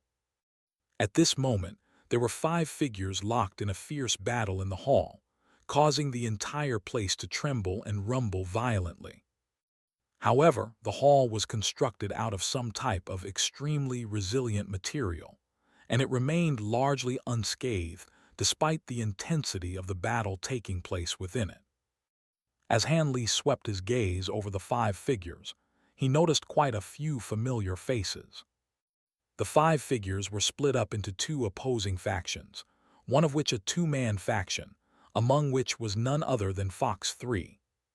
He was joined by a blue-skinned woman in a blue cloak with a head of curly green hair.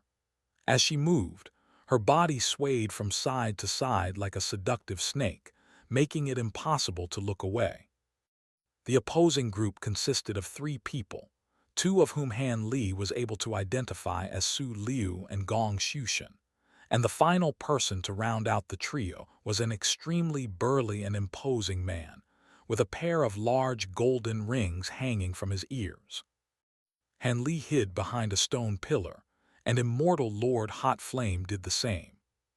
Fox 3 and the blue-skinned woman were definitely on the back foot, but they didn't appear as if they were going to be defeated anytime soon, so both Han Li and Immortal Lord Hot Flame had chosen to conceal themselves and merely observe for now. Among the 5 combatants, Han Li didn't recognize the blue-skinned woman and the imposing man, but he did recognize the blue cloak that the woman was wearing. It was the same cloak as the one worn by the member of the robe change order that he had slain earlier, so she was most likely from the same order as well. As for the imposing man, he wasn't wearing the customary golden robe of heavenly court cultivators, but some of the accessories on his body carried heavenly court symbols, and that was a clear indication of where he had come from.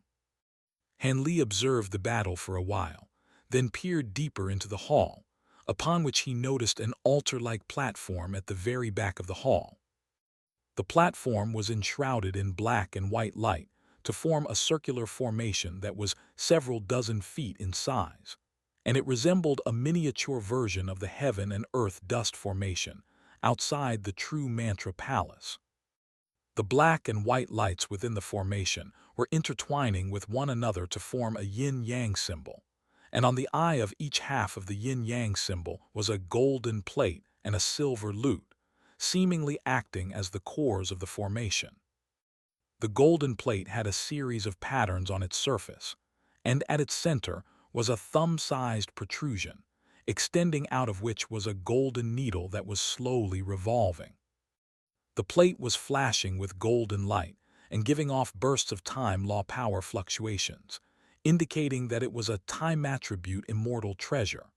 Furthermore, the time law power fluctuations that it was giving off were far superior to those of any of Han Li's time attribute immortal treasures. As for the silver lute, it was glowing bright with silver light and also giving off formidable law power fluctuations, except these law power fluctuations were of the space attribute. Aside from that, there was also a Dvaja hovering above the formation, and there were countless runes engraved onto the Dvaja, which was split up into 5 levels, with each level a different color. From top to bottom, the colors of the levels were gold, green, blue, crimson, and yellow. The lights of the 5 colors intertwined to form a scripture, which was giving off 5 different types of time law powers, 3 of which were very familiar to Han Li as they were identical to the auras of the mantra axis scripture, the water divination time arts, and the illusory dawn treasured scripture. However, the time law power fluctuations being released by the Dvaja were far more profound than the time law powers that he was cultivating.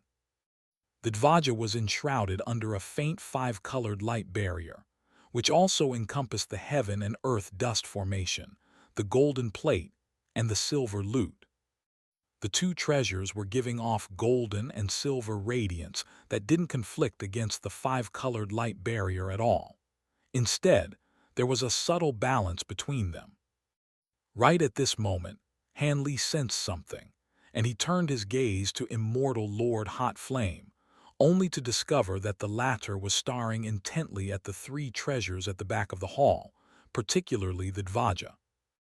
He was so excited that even his breathing was becoming a little heavier, and it immediately occurred to Han Li that perhaps the Dvaja had something to do with the Great 5 Elemental Illusion mantra.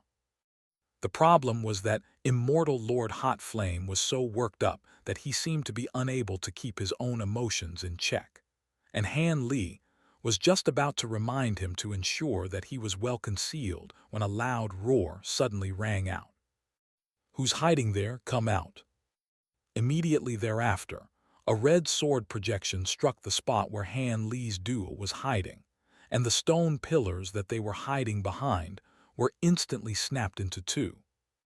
Han Li hurriedly sprang away to take evasive measures, and Immortal Lord Hot Flame was also snapped out of his reverie before darting away to the side. As a result, the 2 of them were completely revealed, and they discovered Gongshu Tian glowering at them from afar while holding a giant sword with scorching flames swirling around it. "So it was just a pair of golden immortal stage insects. You 2 must have a death wish to have come here," Gongshu Tian sneered. Immediately thereafter, his giant sword slipped out of his grasp, then swelled to over 1,000 feet in size, and a giant crimson dragon projection emerged over it as it came crashing down upon Han Li's duo with tremendous power. Even before the sword fully descended upon them, Han Li and Immortal Lord Hot Flame found themselves having to contend with an incredibly scorching aura. The entire space within a radius of over 1,000 feet seemed to have been set alight, and it began to ripple and warp violently.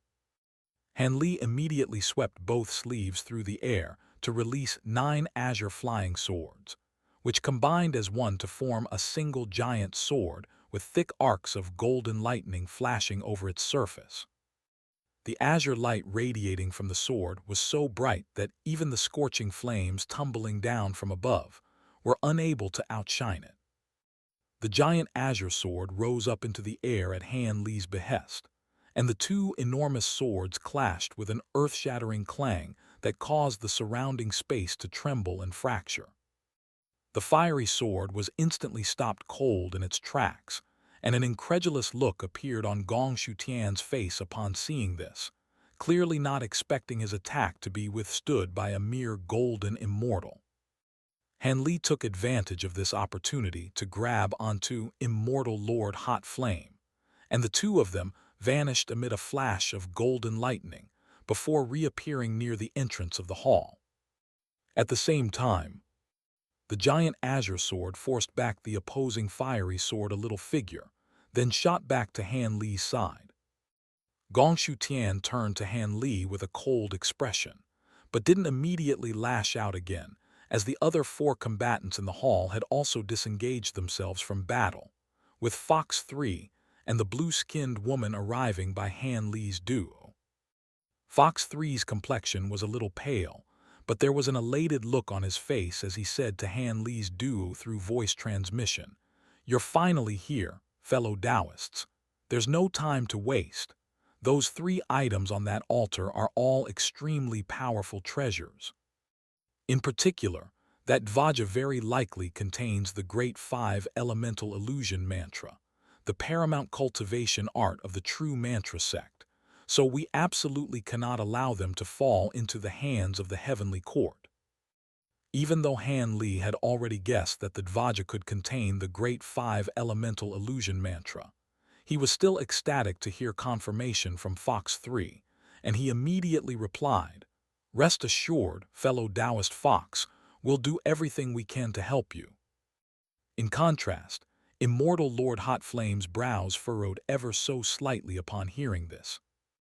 Han Li noticed the minute change in Immortal Lord Hot Flame's expression, and he asked through voice transmission, "Can we trust Fox 3? Is the Great 5 Elemental Illusion Mantra really in that Dvaja?" Immortal Lord Hot Flame hesitated momentarily, then gritted his teeth as he replied through voice transmission, "That Dvaja was once a prized immortal treasure of Patriarch Meros, and it does indeed contain the Great 5 Elemental Illusion Mantra. Please help me secure the treasure, and once you do, all I ask for is the Great 5 Elemental Illusion Mantra. You can keep the Dvaja in return." "I'll do my best," Han Li promised. The blue-skinned woman was in slightly better condition than Fox 3, and she took a glance at Han Li's duo, but immediately lost interest as soon as she sensed that they were only a pair of golden immortals. "By the way, this is Celestial Maiden Bai Shi from the Robe Change Order. She's currently fighting alongside us to take on these Heavenly Court cultivators," Fox 3 explained. Han Li and Immortal Lord Hot Flame both issued greetings to the blue-skinned woman, but she completely ignored them as she took a blue pill. A slightly awkward look appeared on Fox 3's face at the sight of Bai Shi's lukewarm reception, and he explained to Han Li's duo through voice transmission, "Please don't be offended, fellow Taoists. Celestial Maiden Bai Shi is from the Sea Demon race, so she harbors some enmity toward us human cultivators." The Robe Change Order was a subsidiary organization of the Reincarnation Palace, but that didn't give him any authority over Bai Shi. On top of that, she was a late High Zenith cultivator, so he absolutely could not afford to get on her bad side. Having said that, he had to ensure that Han Li and Immortal Lord Hot Flame were happy as well. In particular, even though Han Li was only a golden immortal, Fox 3 couldn't help but feel as if there was something unfathomable about him. Han Li naturally wouldn't take offense over such a minor transgression, and he assured Fox 3 that he didn't mind. Fellow Taoist Li, we were separated as soon as we entered these ruins, so I never got the chance to tell you about your reincarnation palace mission. Your mission is to help me secure that Dvaja and the Great Five Elemental Illusion mantra inside it, Fox 3 said. Han Li's heart stirred slightly upon hearing this, and he immediately replied through voice transmission, "Rest assured, fellow Taoist Fox, I'll do my best." At this point, he had promised both Immortal Lord Hot Flame and Fox 3 that he would help them secure the Great Five Elemental Illusion mantra. As for exactly who he was ultimately going to help, he would just have to decide depending on the circumstances. Immortal Lord Hot Flame twitched ever so slightly, and he took a subtle glance at Han Li and Fox 3. As Han Li and the others were conversing with one another, the three Heavenly Court cultivators were also communicating with each other through voice transmission. The longer this drags on, the more likely something goes wrong, so let's not hold back anymore, Kai Rong said in a grim voice. You're one to talk. You're the one who's holding back the most out of the three of us. Don't think that I don't know your true identity, Su Liu sneered. Kai Rong shuddered slightly upon hearing this, and a hint of cold, killing intent surfaced in his eyes, but Su Liu merely continued to look at him in a calm and completely fearless manner. Gong Shutian took a curious glance at Kai Rong upon hearing this, but then immediately averted his gaze. Kai Rong took a deep breath, and the cold look on his face faded as he said, "Now's not the time to be bickering. I say we kill these four before we discuss anything else. Any objections?" "I concur," Su Liu replied, raising no objections. "All right, in that case I'll take on Bai Shi. Su Liu, you take on Fox 3, and Gong Shutian, you go after those two golden immortals," Kai Rong instructed. Once again, Su Liu and Gong Shutian raised no objections. Right as they were about to spring into action, Immortal Lord Hot Flame suddenly stepped forward and said, "Hold on, fellow Taoists, I'd like to say something." Kai Rong's trio exchanged a surprised glance with each other, and Han Li and the others were also rather taken aback to see this. On the way here, fellow Taoist Li and I were attacked by gray immortals, and their numbers were not insignificant. On top of that, they've also set up an interrealm teleportation formation here, and they're most likely also targeting the treasures in here. There's a very good chance that they'll be here very soon. Gray immortals are the sworn enemies of the entire true immortal realm, so let's set our differences aside for now and eradicate the gray immortals together when they arrive, then fight over these treasures after that, Immortal Lord Hot Flame proposed, offering a truce. Everyone was very surprised to hear this, with the exception of Han Li. "Gray immortals, is that true?" Fox 3 asked with a bewildered expression. "It is. As I said, fellow Taoist Li was with me, and he also fought against the gray immortals," Immortal Lord Hot Flame replied as he turned to Han Li. "I can vouch for fellow Taoist Hot Flame," Han Li confirmed with a nod.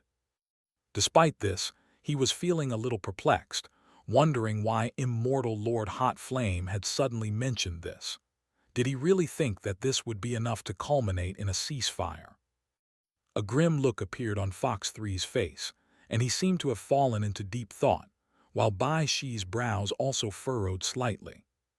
Kai Rong, Su Liu, and Gong Shutian exchanged a glance with one another, following which the three of them pounced collectively at Han Li and the others. "Surely you could have come up with a better excuse to stall for time." Gong Shutian sneered as scorching flames erupted out of his giant sword, giving it the resemblance of a fiery dragon, and it came crashing down upon Han Li an immortal Lord Hot Flame with far more power than before. Su Liu also raised a hand as incredibly thick bolts of five-colored lightning erupted out of his body, then converged to form two five-colored lightning pythons, each of which was over 100 feet in length. The lightning pythons sprang up into the air, then swooped down toward Fox 3. At the same time, Kai Rong opened his mouth to release a fiery crimson cloud, which was rumbling and churning incessantly. Countless balls of fire came raining down upon Bai Shi out of the fiery cloud, and it was clear that the three of them didn't believe Immortal Lord Hot Flame at all. Han Li and the others hurriedly sprang into action as well, with Immortal Lord Hot Flame darting back in retreat as he summoned his crimson fan before sweeping it forcefully through the air. A crimson pillar of fire erupted out of the fan before rising up into the air, and at the same time, he opened his mouth to release a glowing azure talisman that vanished into the pillar of fire in a flash.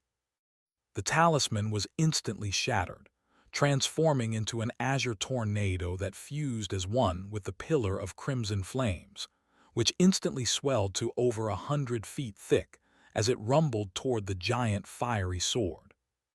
A cold sneer appeared on Gong Shutian's face as he made a hand seal, and the flames around his giant sword took on the form of a fiery dragon's head before inhaling sharply. The giant pillar of fire was instantly sucked into the dragon's mouth, vanishing in the blink of an eye.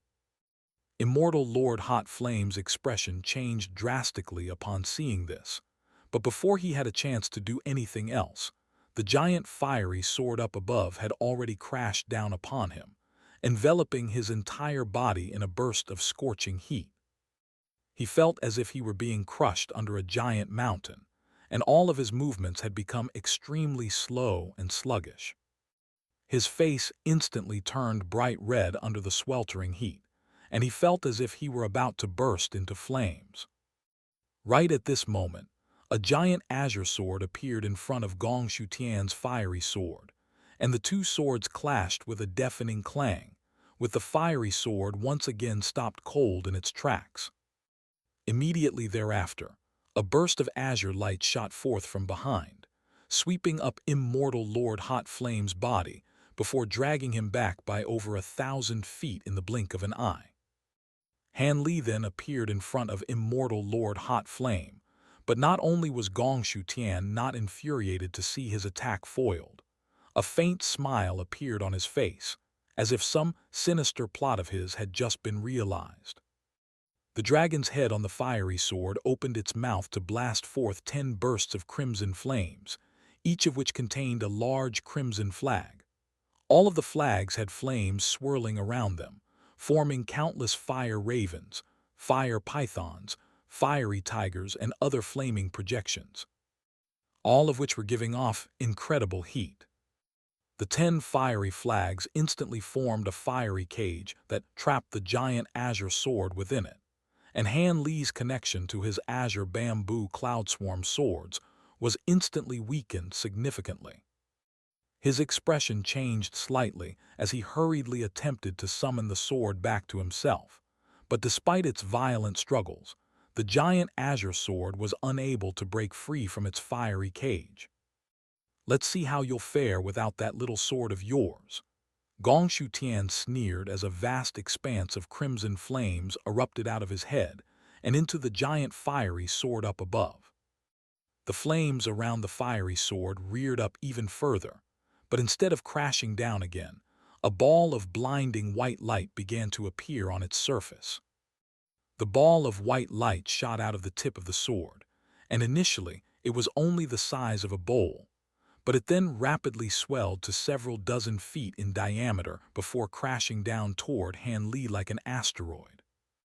Extremely pure and translucent white flames were swirling around the fireball, and all of the space in its wake warped and twisted violently.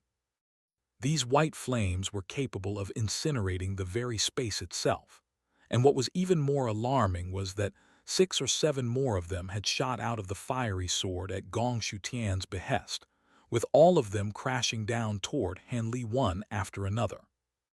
All of a sudden, Han Li found himself surrounded with nowhere to run. A serious look appeared on Han Li's face as he raised an arm to release a small blue shield, which swelled to around 70 to 80 feet in size, then transformed into a blue water barrier. A turbulent river projection appeared over the water barrier, and it was giving off bursts of thunderous churning and rumbling noises. A string of resounding booms rang out as the white fireballs struck the blue water barrier one after another, sending waves of blue and white light erupting in all directions.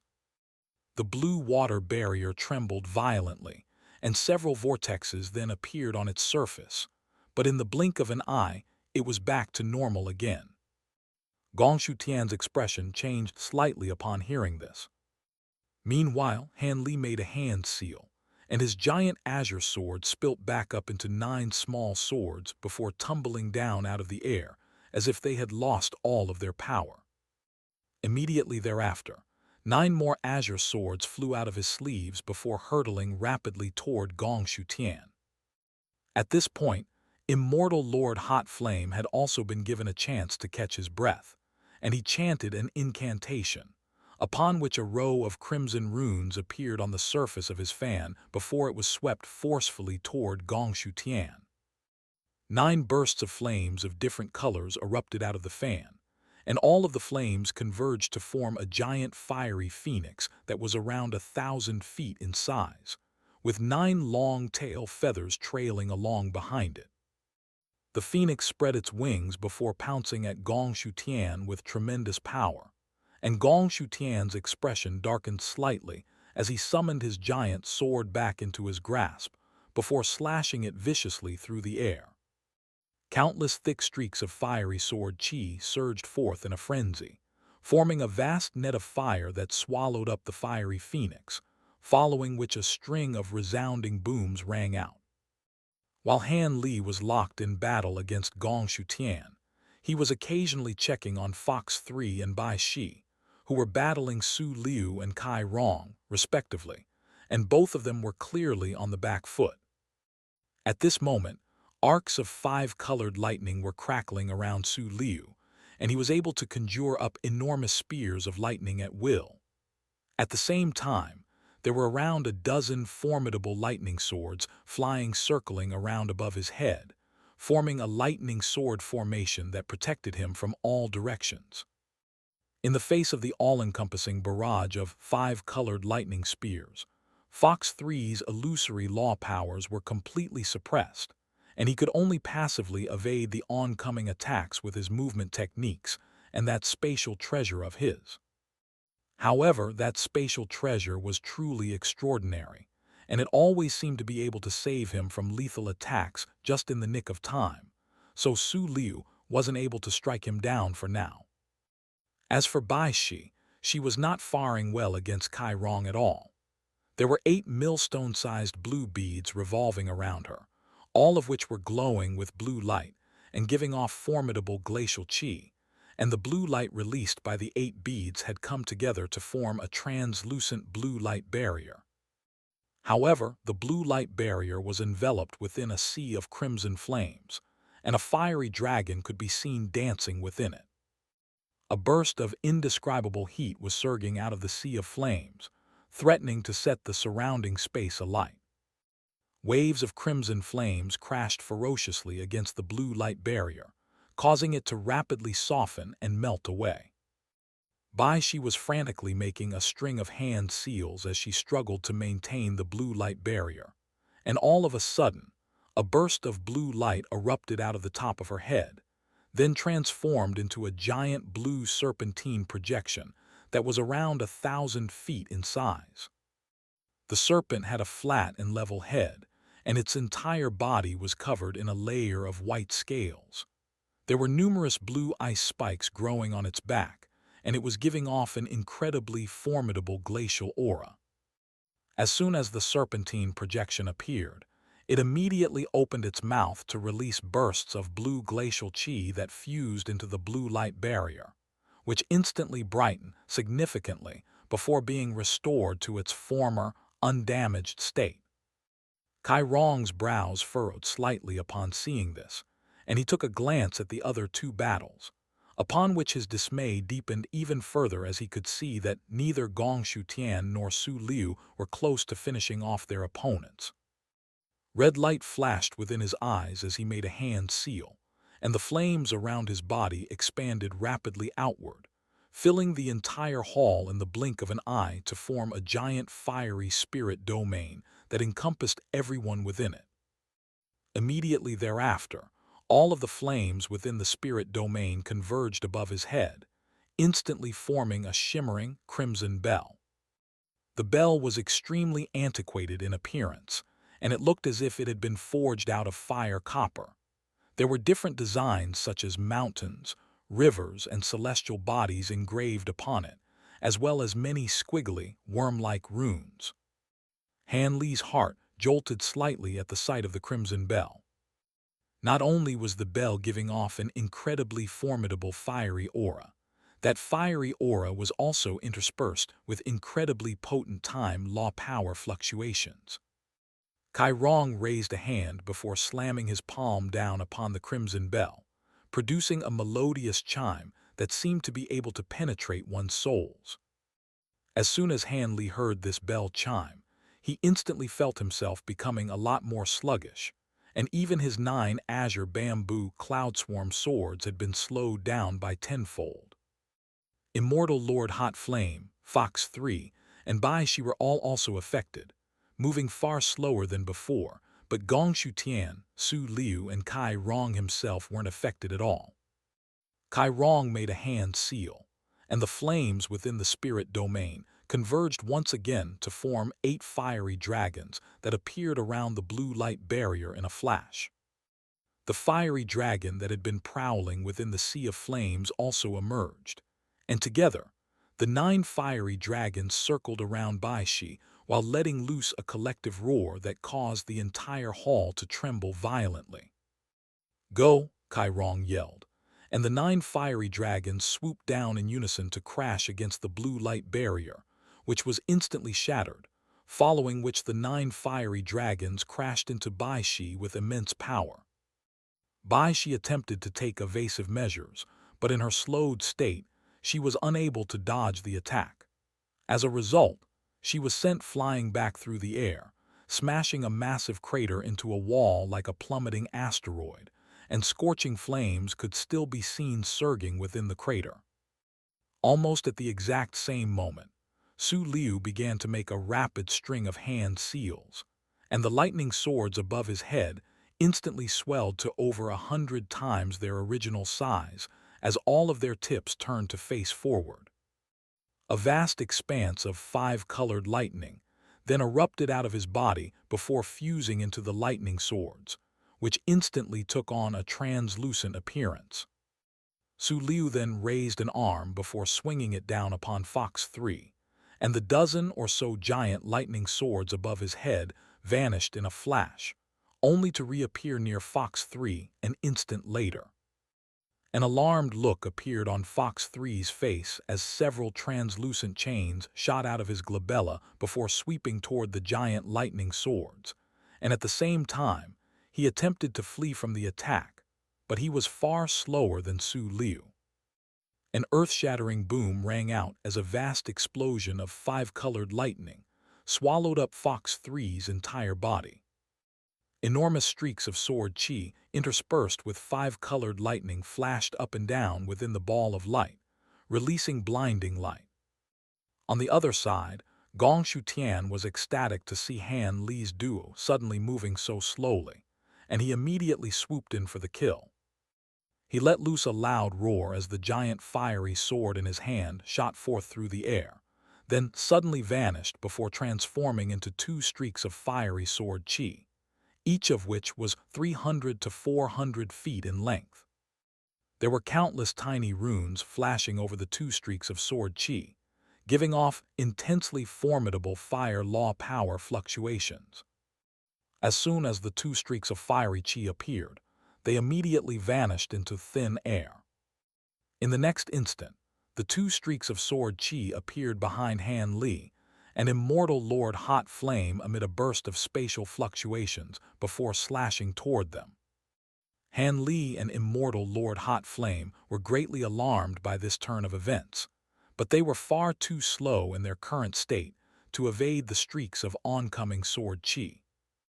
Gongshu Tian's eyes were glowing, and he could already envision the decapitation of Han Li's duo, but right at this moment, a golden wheel suddenly appeared behind Han Li. The wheel revolved rapidly, and Han Li's sluggish body suddenly became extremely fast and agile. He swept both sleeves through the air in a rapid motion, and the blue water barrier in front of him instantly swept back until it was behind him. At the same time, the water barrier extended outward by several thousand feet to protect Immortal Lord Hot Flame as well. Two resounding booms rang out as the two streaks of sword chi struck the water barrier in unison, and bursts of crimson flames and sword chi crashed viciously against the water barrier, causing it to tremble incessantly, but it was able to keep the oncoming attacks at bay. The excitement in Gongshu Tian's eyes instantly stiffened upon seeing this, following which it was replaced by incredulity. Han Li turned to take a glance at Fox and Bai Shi, then immediately made a hand seal, upon which his spirit domain was also released, encompassing the entire hall in the blink of an eye. Enshrouded within Han Li's time spirit domain, Su Liu, Kai Rong, and Gongshu Tian were also slowed down significantly, to the point that they had become even a little slower than Han Li and his allies. A stunned look flashed through Immortal Lord Hot Flame's eyes at the sight of the surrounding golden spirit domain, while Su Liu and Kai Rong were both astonished. This is a time spirit domain. Impossible. Bai Shi initially faltered slightly in the wake of the release of Han Li's spirit demand, following which an ecstatic look appeared on her face, and she instantly shot out of the crater in the wall, appearing several thousand feet away in the blink of an eye. At this moment, the suit of soft blue armor that she was wearing was severely damaged, revealing much of the skin underneath, which was covered in a layer of fine blue scales, many of which had also been shattered, causing her to bleed profusely. She hurriedly swallowed a pill while turning her gaze to Han Li, and a complex look flashed through her eyes. At the same time, a figure shot out of the vast expanse of five-colored lightning in the hall, and it was none other than Fox 3. His clothes were in tatters, and his body was riddled with char marks, presenting a sorry sight to behold, but his aura was still quite stable, and he was clearly in far better condition than Bai Shi. "I owe you one, fellow Taoist Li. If we get out of this alive, I'll treat you to as much wine as you want for 3 days. Fox 3 chortled as he summoned a green talisman before slapping it onto his own body, and the injuries that he had sustained immediately began to heal rapidly. Kai Rong and Su Liu certainly weren't just going to stand by and allow Fox 3 and Bai Shi to recover, and they immediately pounced forward in pursuit. Bai Shi and Fox 3 were currently a little faster than Kai Rong and Su Liu, but there wasn't enough space in the hall for them to do much maneuvering, so they had no choice but to face them in battle again. Meanwhile, Gongshu Tian was glowering intently at Han Li with a newfound resentment in his eyes, and Han Li heaved an internal sigh upon seeing this. Sure enough, Gongshu Tian suddenly roared, "You're Li Fei Yu." Han Li wasn't surprised to hear his identity exposed. He had been forced to unleash his time spirit domain, and with 2 immortal envoys present, it wasn't a surprise at all that he had been identified. He had been reluctant to unveil his time spirit domain precisely for fear of this exact scenario, but he had no choice, considering how everyone on his side had been in grave peril just now. "I should have known that it was you. Everyone thought that Worm 3 was the one who killed Gongshu Tian, but I know that you're the true culprit. I didn't think that you would dare to come to the Black Soil, Immortal region. Did you really think that you could go wherever you please just because you have some basic mastery over the laws of time? Gong Shutian sneered with a furious expression. There are countless people who want to kill me. You're nothing special. Leave him to me and go help celestial maiden Bai Shi, fellow Taoist hot flame, Han Li said with a faint smile. Immortal Lord Hot Flame opened his mouth to respond upon hearing this, but ultimately remained silent as he flew toward Bai Shi. Gong Shutian was even more infuriated by Han Li's blatant disrespect, and he roared, "You'll pay for your arrogance." At the same time, radiant crimson light erupted out of his body before sweeping outward in all directions, forming a fiery spirit domain that encompassed the entire hall in an instant. Immediately thereafter, all of the flames in the spirit domain converged to form a fiery giant that was over 1,000 feet tall, and its entire body was giving off fearsome fire law power fluctuations. Enshrouded within the fiery spirit domain, Hanley felt the surrounding air construct around him, while the air temperature spiked drastically. He felt as if he had been dropped into a blazing furnace, making it almost impossible for him to breathe. However, a layer of silver flames then emerged over his body, and the surrounding heat instantly faded, following which he began to dart back in retreat. Gong Shutian was bewildered to see Han Li completely unaffected by his spirit domain, and "You're not getting away." He made a hand seal as he spoke, and the flames on the surface of the fiery giant reared up as it raised an arm up high, then sent a gigantic fist crashing down upon Han Li. The enormous fist left a series of long spatial rifts in its wake, and even before it arrived, Han Li was struck by a sense of asphyxiating pressure that threatened to completely immobilize him. However, he remained calm and collected as he made a rapid string of hand seals, and the blue water barrier in front of him quickly shrank down to form a wall of water that was around 3 feet thick. The river projection appeared on the wall of water once again, but it was flowing much slower than before, and the blue light emanating from it was also a little dim. Hanley knew that the shield's power was greatly diminished due to the tremendous fire, law powers that filled this entire space. The wall of water had only just taken shape when the fiery fist crashed into it with an earth-shattering boom, and red and blue light erupted in all directions alongside plumes of white smoke. The river projection within the wall of water was rapidly shrinking, and the blue light emanating from it was also flickering unsteadily. The fiery giant continued to pile on the pressure, and its other fist came crashing down like a flaming asteroid. The river projection within the blue wall of water instantly shrank down into a tiny stream that almost dried up entirely, and with the third punch from the fiery giant, the wall of water exploded into a vast expanse of blue light before dissipating altogether. In the face of the fiery giant's fourth punch, Han Li remained completely unfazed, and 36 profound acupoints lit up in unison on his chest as he retaliated with a punch of his own. Much to Gong Shutian's astonishment, as soon as the two fists clashed, the fiery giant's fist instantly exploded into countless bursts of crimson flames along with its entire arm, and much of the flames were devoured by the layer of silver flames on Han Li's fist. Thanks to the tremendous fire law powers within the fiery spirit domain, but the fiery giant was instantly able to regrow a new arm, but it didn't immediately lash out again. That's a flame of essence. To think that a mere golden immortal would have so many trucks up his sleeve. Now wonder Gong Shuju fell to his demise at your hands. I've always been searching for a spirit flame of heaven and earth to act as an intermediary to integrate all of my spirit flames. This flame of essence will be perfect. Gong Shutian sneered as he stood atop the fiery giant's head. Henley paid no heed to Gong Shutian as he made a hand seal, and his 9 azure bamboo cloud-swarm swords shot forth through the air with arcs of golden lightning flashing over them, before converging toward Gong Shutian from all directions at an astonishing speed. The 9 azure flying swords were arranged in a formation that resembled an azure sword lotus flower, and countless bursts of fearsome sword chi were sweeping through the air, threatening to slice Gong Shujiu into pieces. Gong Shu Tian's pupils contracted slightly upon seeing this, and he summoned a giant fiery sword into his grasp before sweeping it forcefully through the air.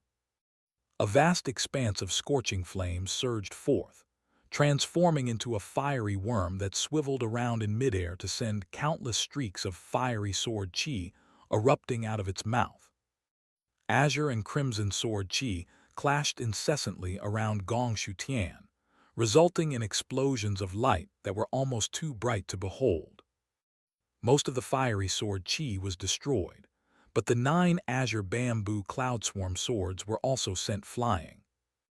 As the fiery worm roamed through the area, countless streaks of fiery sword chi re-emerged, and at the same time, Gong Shu Tian opened his mouth to release a ball of white light, within which was a small ruler that was only around an inch in length.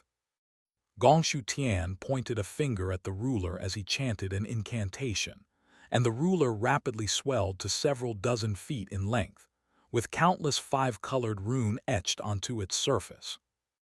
All of the 5-colored runes on the ruler lit up in unison, and a layer of 5-colored spirit flame emerged over them.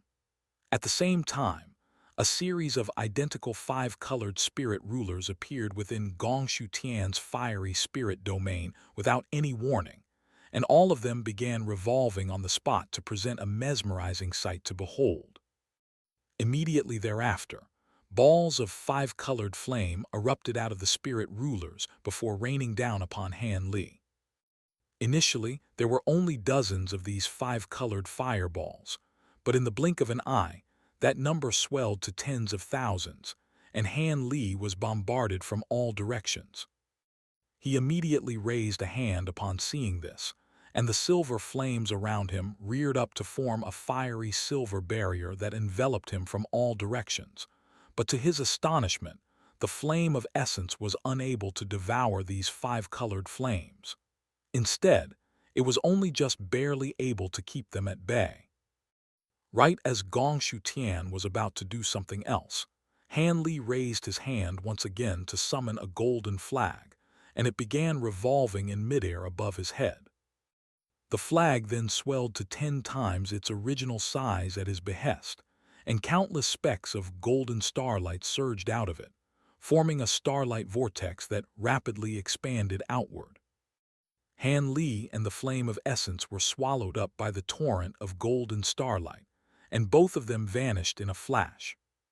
The 5-colored flames converged upon the golden starlight, only to merely pass through as if it had no substantial form. The golden starlight quickly spread through the surrounding area, instantly filling the entire nearby area in a radius of several hundred feet, and it was still continuing to expand. A wary look appeared in Gong Shu Tian's eyes upon seeing this, and he immediately flew back in retreat. The fiery giant also did the same, and as it retreated, its body rapidly shrank down to around the size of an average grown man as it remained close by Gong Shu Tian's side. Despite all of the derision that he had directed at Han Li, Golden Immortal Stage didn't dare to look down on Han Li in the slightest. After vanishing into the starry vortex, it was as if Han Li had truly disappeared. Gong Shu Tian was unable to sense his presence, but his time-spirit domain still remained. Its time-slowing effect was severely compromised due to the influence of Gong Shu Tian's fiery spirit domain, but he still didn't dare to let his guard down. Right as Gong Shu Tian was hesitating about how to proceed, countless golden runes suddenly appeared nearby amid a burst of spatial fluctuations. Gong Shu Tian's entire body was enveloped by these golden runes, and he was slowed down even further as a result. At the same time, the river of golden starlight brightened significantly, as if it were resonating with the time-spirit domain, and its rate of expansion abruptly sped up by severalfold, swallowing up Gong Shu Tian in the blink of an eye. Gong Tian immediately felt as if he had been plunged into a pit of quicksand, and bursts of tremendous pressure were constricting toward him from all directions, dragging him deeper into the starlight. He immediately sprang into action, releasing countless streaks of crimson sword chi out of his giant fiery sword to eradicate the surrounding golden starlight. At the same time, he swept his other sleeve through the air, and the five-colored spirit ruler shot forth and swelled drastically in size before falling into the grasp of his fiery domain spirit. The five-colored flames emanating from the spirit ruler suddenly came together to form a pure white flame, and the domain spirit raised its hand, upon which balls of white flames shot out of the spirit ruler toward the surrounding golden starlight. All of the nearby starlight was instantly incinerated upon contact with these white flames, and with the two of them joining forces, they were instantly able to clear out a large area. Gong Tian immediately slashed his fiery sword through the air, releasing streaks of sword chi that enveloped both himself and the fiery domain spirit to form a rhomboid streak of swordlight that sped away from the river of starlight. Not only was the streak of rhomboid swordlight extremely fast, it was also peerlessly sharp, and it tore through the river of starlight with ease. However, right as it was on the verge of escaping the river of starlight altogether, numerous threads of golden light shot out from within. They were Han Li's time law threads, and there were as many as 20 to 30 of them.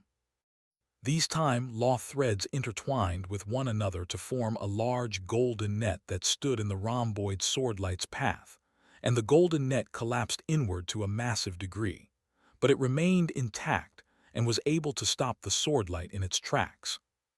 At the same time, Han Li appeared behind the streak of rhomboid swordlight without any warning, and the 36 profound acupoints on his chest and abdomen lit up once again as he threw a punch to strike the swordlight.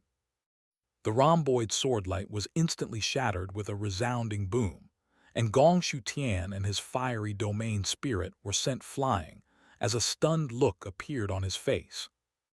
Han Li immediately flew after Gong Tian in pursuit, and a layer of golden ape fur emerged over his body as he swelled rapidly in size, transforming into a giant golden ape before slamming both fists down with tremendous power.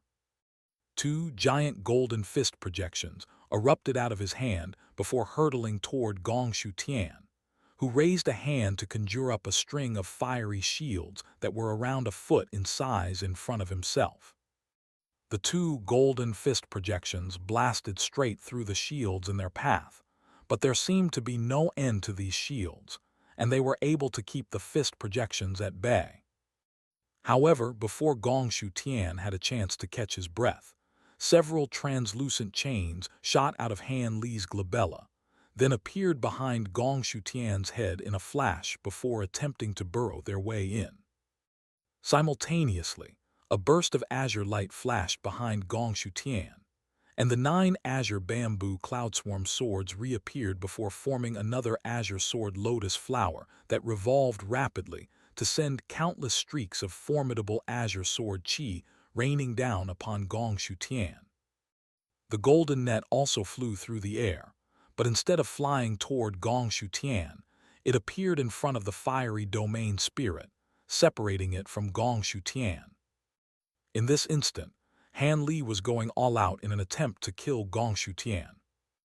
As for whether Su Liu would detect the spiritual sense cage that he had unleashed, that was something that he would just have to worry about later.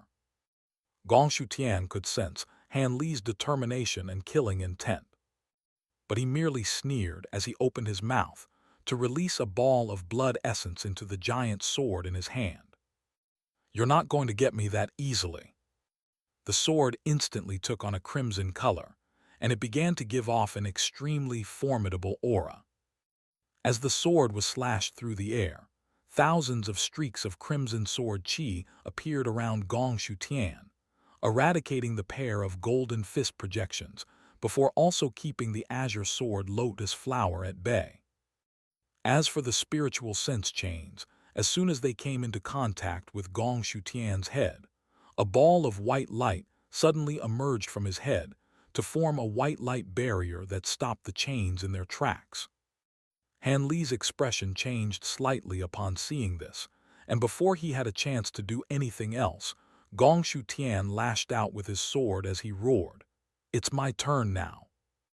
An incredibly long crescent-shaped crimson sword projection was unleashed at Han Li, and it was so fast that it reached him in the blink of an eye, as if by virtue of instantaneous teleportation. A burst of glacial sword intent erupted out of the sword projection, making Han Li feel as if all of his blood were about to freeze solid in his veins. His entire body instantly stiffened, and even though he was able to instantly recover, it was already too late for him to take evasive measures, so he could only raise an arm to shield himself from the sword projection. The sword projection struck Han Li's fist before rapidly spreading upward along his arm, and right at this moment, Han Li let loose a loud roar, upon which a series of true spirit projections emerged behind him before fusing into his body. His giant ape body instantly swelled drastically in size before transforming into a purplish-golden devilish deity with 3 heads and 6 arms. Countless silver spirit patterns also appeared over his body, alongside a layer of purplish-golden scales. The crescent-shaped sword projection was still advancing onward, but it had already slowed down significantly. The 2 heads on the shoulders of the devilish deity opened their mouths in unison, and each of them released a burst of purplish-golden light to strike the crescent-shaped sword projection, destroying it upon contact. A hint of surprise flashed through Gong Shutian's eyes upon seeing this, and he immediately began to fly back in retreat.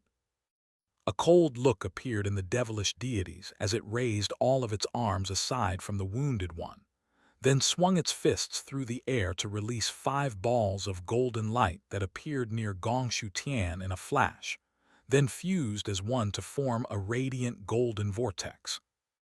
A burst of tremendous suction erupted out of the golden vortex before encompassing Gong Shutian's entire body, instantly immobilizing him. Gong Shutian immediately let loose a thunderous roar as the flames all over its body reared up, while his fiery spirit domain shrank down to only several hundred feet in size in the blink of an eye. However, the flames within his fiery spirit domain became far more formidable as a result, turning into a golden color while giving off an unprecedentedly scorching aura. The golden vortex around him was instantly destroyed by these golden flames, unable to withstand their immeasurable heat. However, right at this moment, the purplish-golden devilish deity appeared behind him in a flash, following which a massive golden axis emerged behind the devilish deity. A vast expanse of golden ripples erupted out of the axis, instantly encompassing the entire surrounding area within a radius of 1,000 feet, enveloping both Gong Shutian and his fiery spirit domain within it. Gong Shutian instantly fell completely still, as did the golden flames in his fiery spirit domain, and it was as if both of them had been frozen solid. The mantra-treasured axis was able to immobilize everything within its scope of influence, but Gong Shutian's fiery spirit domain was so formidable that the golden ripples were trembling violently while gradually dissipating, as if they were also unable to withstand the heat. Han Li immediately sprang into action without any hesitation, and his 9 azure bamboo cloudswarm swords shot forth once again, before slashing through Gong Shutian's body. In the blink of an eye, Gong Shutian's body was sliced into dozens of pieces, and his nascent soul was also destroyed. All of this had taken place in the blink of an eye. At the end of this sequence, Han Li's complexion had turned deathly pale, but he still mustered up the strength to withdraw his mantra-treasured axis. With the mantra-treasured axis gone, Gong Shutian's fiery spirit domain instantly dissipated, while the fiery domain spirit in the distance also exploded before fading away. At the same time, The fiery cage that Han Li's other 9 azure bamboo cloudswarm swords were trapped in also reverted back into 10 fiery flags, while the azure bamboo cloudswarm swords inside fell onto the ground. Han Li paid no heed to all of this as he reverted back to his human form, while focusing on sensing what was happening outside. At the moment, the mantra-treasured axis was his biggest trump card, and given the complex circumstances in the true mantra sect ruins, he definitely didn't want to have his trump card exposed to everyone. The sea of golden stars was able to cut off the sensory ability of spirit domains, and that was why he had gone out of his way to drag Gongshu Tian in here. Everyone outside was still locked in battles of their own, and it appeared that none of them had detected the aura of his mantra-treasured axis. This came as quite a relief to Han Li, and he stowed his azure bamboo cloudswarm swords away, then swept a sleeve through the air to release a burst of azure light, which picked up Gongshu Tian's immortal treasures, then swept over his body as well before returning to Han Li. The burst of azure light returned with the 10 fiery flags, the giant crimson sword, a red storage bracelet, and a white talisman. At this moment, Han Li's attention was focused solely on the white talisman. It was something that he had found from the top of Gongshu Tian's head, and there were several squiggly spirit patterns engraved onto it, giving off a peculiar aura fluctuation that resembled spiritual power, but was also somewhat different. He examined all of the items briefly before stowing them away, as now wasn't the time to be studying them in depth. Han Li then flipped a hand over to produce a green talisman that he adhered to his own arm, and radiant green light seeped into the arm from the talisman, quickly healing the wound there until there was only an imperceptible red mark left. A pleased look appeared on his face upon seeing this, and he withdrew the sea of golden starlight to reveal himself. The pieces of Gongshu Tian's body instantly fell to the ground, and Su Liu and Kai Rong were very alarmed to see this, while Fox 3 and the others were ecstatic. Han Li swept his gaze around the hall, then immediately flew toward Fox 3, who was locked in battle against Su Liu. Immortal Lord Hot Flame wasn't all that powerful, but his golden mirror was able to slow down all attacks, providing immense defensive value, and with his assistance, she should be able to hold her own against Kai Rong for now. In contrast, Fox 3's situation was a little more dire, and at this point, all he could do was passively defend against Su Liu's lightning attacks. Upon spotting the approaching Han Li, Su Liu opened his mouth to release a ball of 5-colored light, which transformed into an antiquated 5-colored cauldron. A plume of 5-colored lightning threads then erupted out of the top of the cauldron, and it transformed into a 5-colored lightning net that descended upon Han Li. However, right at this moment, a burst of golden lightning abruptly erupted out of Han Li's body, and he instantly vanished from the spot, causing the 5-colored lightning net to completely miss its target. In the next instant, a burst of golden lightning appeared behind Kai Rong, and Han Li emerged out of thin air without any warning before sweeping a sleeve through the air, releasing 9 azure bamboo cloudswarm swords that hurtled directly toward Kai Rong. Kai Rong was very much taken aback by this turn of events, and a burst of crimson light erupted out of his body alongside countless crimson runes, which revolved above his head in a frenzy. In the blink of an eye, a giant crimson shield took shape, and the 9 swords came crashing down upon it with a resounding boom.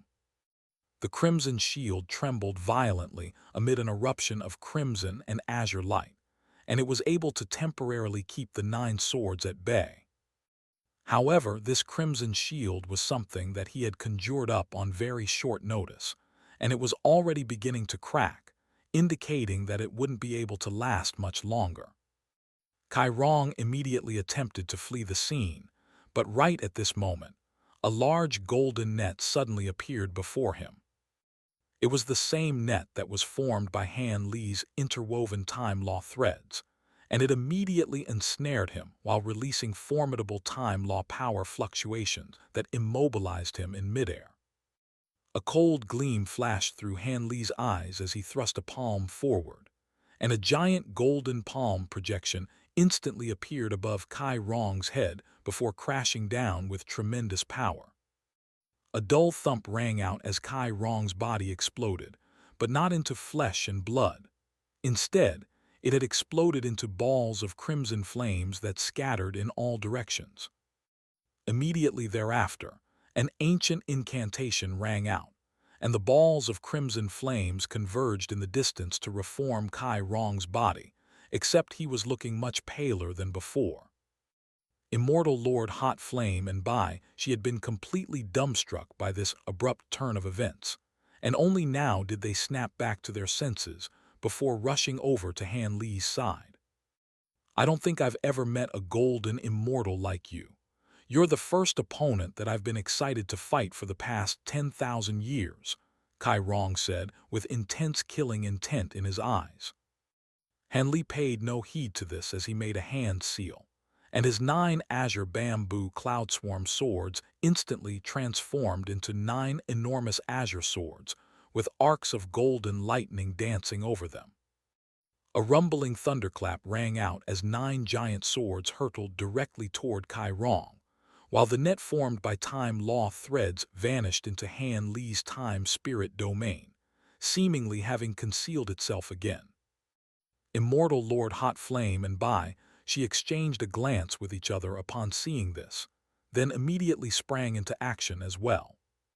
The former chanted an incantation before sweeping his crimson fan through the air, and a resounding boom rang out as another fiery phoenix flew out of the fan before swooping down upon Kai Rong. Bai, she also made a hand seal, and bright blue light erupted out of her body as the giant blue serpentine projection reappeared behind her. The serpentine projection opened its mouth to release a burst of blue mist, which split up into 4 or 5 misty blue serpents that pounced at Kai Rong from another direction. With the 3 of them joining forces, their collective attacks carried devastating power, and with the time spirit domain on their side, their teamwork was completely flawless. Even a cultivator of Kai Rong's power didn't dare to take the attacks from the trio head-on, and he shot back in retreat while sweeping a sleeve through the air, releasing a glowing white pouch that clashed against one of Han Li's azure bamboo cloud swarm swords. The pouch instantly exploded upon contact, and tens of thousands of dark red insects the size of grains of rice emerged from within, forming a dark red cloud that emitted a thunderous buzzing sound. There were specks of red flames burning over the bodies of these tiny insects, presenting a rather peculiar sight to behold, and the swarm was instantly scattered upon being struck by the attacks from Han Li's trio. Immediately thereafter, the insects began to fly away in all directions in a speedy and agile fashion, and virtually none of them had been killed by the oncoming attacks. Immortal Lord Hot Flame's expression changed drastically at the sight of these insects, and he instantly stopped cold in his tracks. Han Li and Bai, she faltered slightly upon seeing this, then stopped where they were as well, but they continued to unleash more attacks. All of a sudden, a dark red flute appeared in Kai Rong's grasp, but instead of blowing on it, he swept it through the air a few times, then pressed his fingers over the holes of the flute in a certain sequence. Melodious flute music rang out, and the scattered insects instantly flew further away in all directions, as if they had received some type of instruction, skirting around the attacks from Han Li's trio before flying toward them. Han Li's expression darkened slightly upon seeing this, and azure light began to flash over his body, while Bai, she also raised her hands in preparation to attack. Look out, fellow Taoists. Those are Fire Age fireflies that are capable of burning through the lifespans of others. Make sure you don't let them get close to you and leave them to me, Immortal Lord Hot Flame suddenly declared. He summoned a dark red pepticord as he spoke, then quickly ran his fingers over its strings, producing stunning music that resembled draconic roars and rumbling thunderclaps.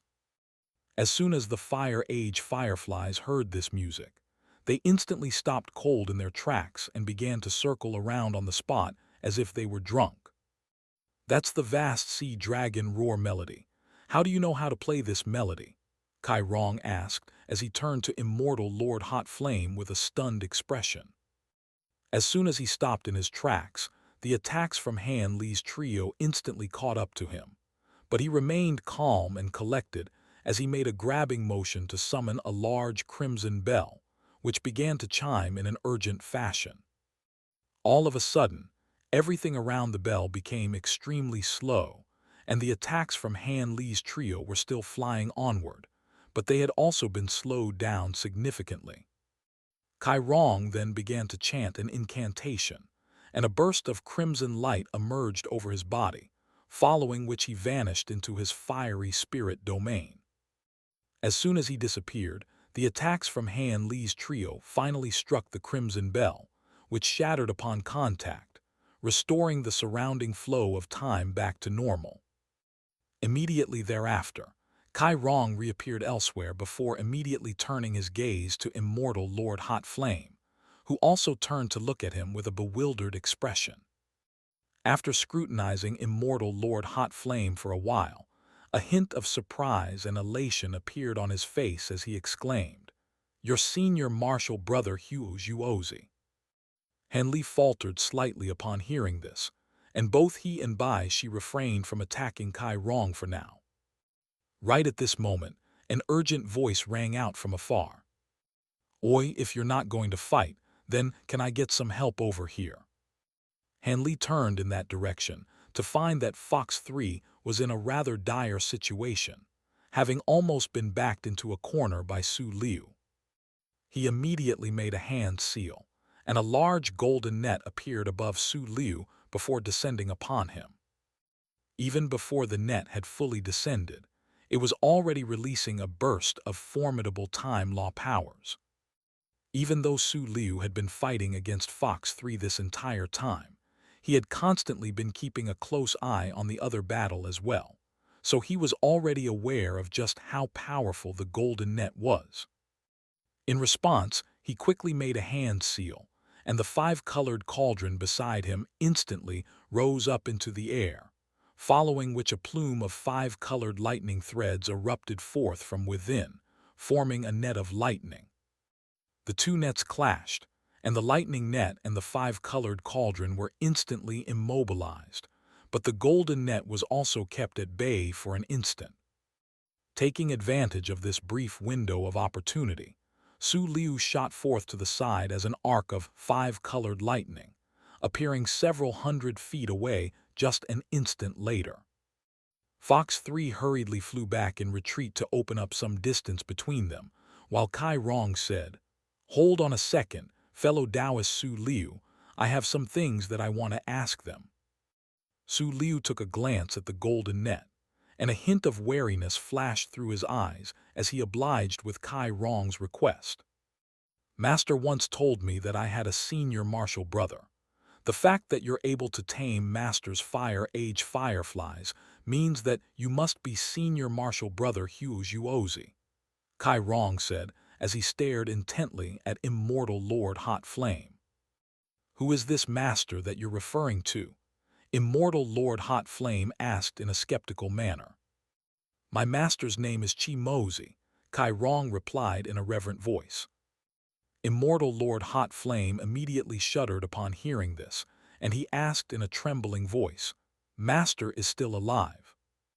Thinking back to everything that he had seen in the ruins, Hanli already guessed that Chi Mozi was most likely still alive, and he turned to Immortal Lord Hot Flame with a peculiar look in his eyes. "What do you mean by that, senior martial brother? With our master's unfathomable powers, what could have possibly led to his demise?" Kai Rong asked as his brows furrowed slightly.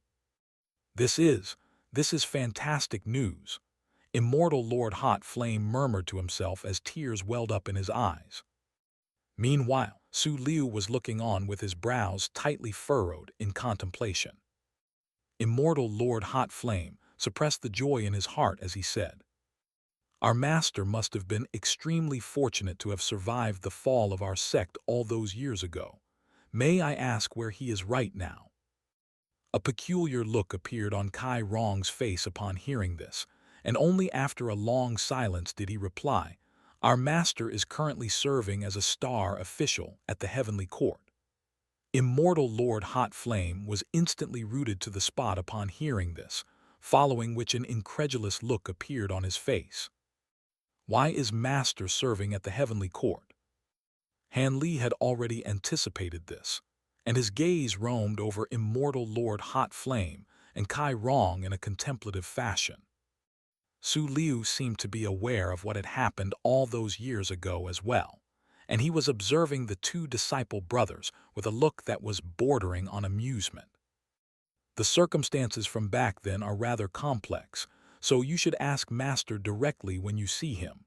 For now, let's join forces and take care of these reincarnation palace scoundrels first, Kai Rong said with slightly furrowed brows. Fox 3 and Bai, she exchanged a complex glance with each other upon hearing this.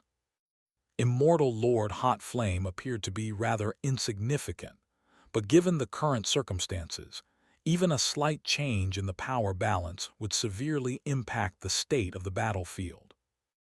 On top of that, without Immortal Lord Hot Flame on their side to tame the Fire Age fireflies, they were not going to be easy to deal with.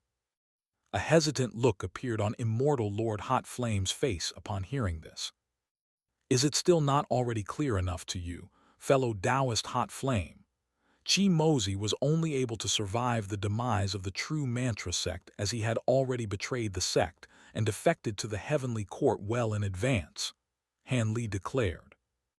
Kai Rong's expression instantly darkened significantly upon hearing this, and he turned to Han Li with a furious expression as he spat through gritted teeth. Who are you to be referring to my master directly by his name? Why did Master do this? Immortal Lord Hot Flame asked. Why do you say that like our master did something wrong? At the height of its powers, the true Mantra sect was the sole dominant force in the entire Black Soil Immortal region, but it was still nothing compared with the Heavenly Court. It's just a pity that aside from our master, everyone in the sect denied this fact, harboring delusions that the sect could coexist with the Heavenly Court in harmony, Kai Rong sneered. That's impossible. Our patriarch was always so kind and benevolent. Even though our sect was going from strength to strength, we never had any conflict with the Heavenly Court, and we've evenly actively suppressed our own expansion. Otherwise, given our patriarch's powers and reputation, we could have easily taken several of the nearby immortal regions. On top of that, we were in support of the Heavenly Court's plan to establish the Four Allies Immortal Palace to oversee the four allied immortal regions, but it was the Heavenly Court that went back on their word to attack us, Immortal Lord Hot Flame said in a disbelieving voice. I didn't think you were so naive, Senior Marshal Brother. No wonder Master made up an excuse to send you away from the sect in advance. Back then, the Heavenly Court had proposed for the true Mantra sect to nominate a disciple to serve as the palace master of the Four Allies Immortal Palace in order to forge a friendly alliance with the true Mantra sect. On the surface, it appeared to be an act of appeasement, but in reality it was nothing more than a form of placation, Kai Rong scoffed. Immortal Lord Hot Flame was still rather perplexed upon hearing this, but Han Li was already able to read between the lines, and he said, so it was all a ploy to divide and conquer the true Mantra sect. Even without this Four Allies Immortal Palace, the four immortal regions were all in the true Mantra sect's scope of influence anyway, so the Heavenly Court was essentially just gifting the true Mantra sect control of an area that they had already had control over. Once the Immortal Palace is established, it'll gradually grow more and more distant from the true Mantra sect, becoming a thorn in its side. The fact that the true Mantra sect agreed to this proposal at all is already a huge concession, So why is it that the Heavenly Court still decided to wipe out the sect? Kai Rong took a glance at Han Li, then said in a meaningful voice, if the true mantra sect had accepted the Heavenly Court's proposal to make Master the first palace master of the four allies' Immortal Palace, instead of insisting on nominating Mu Yan, perhaps the sect would have ultimately fallen into destitution anyway, but it definitely would have been wiped out in such brutal fashion.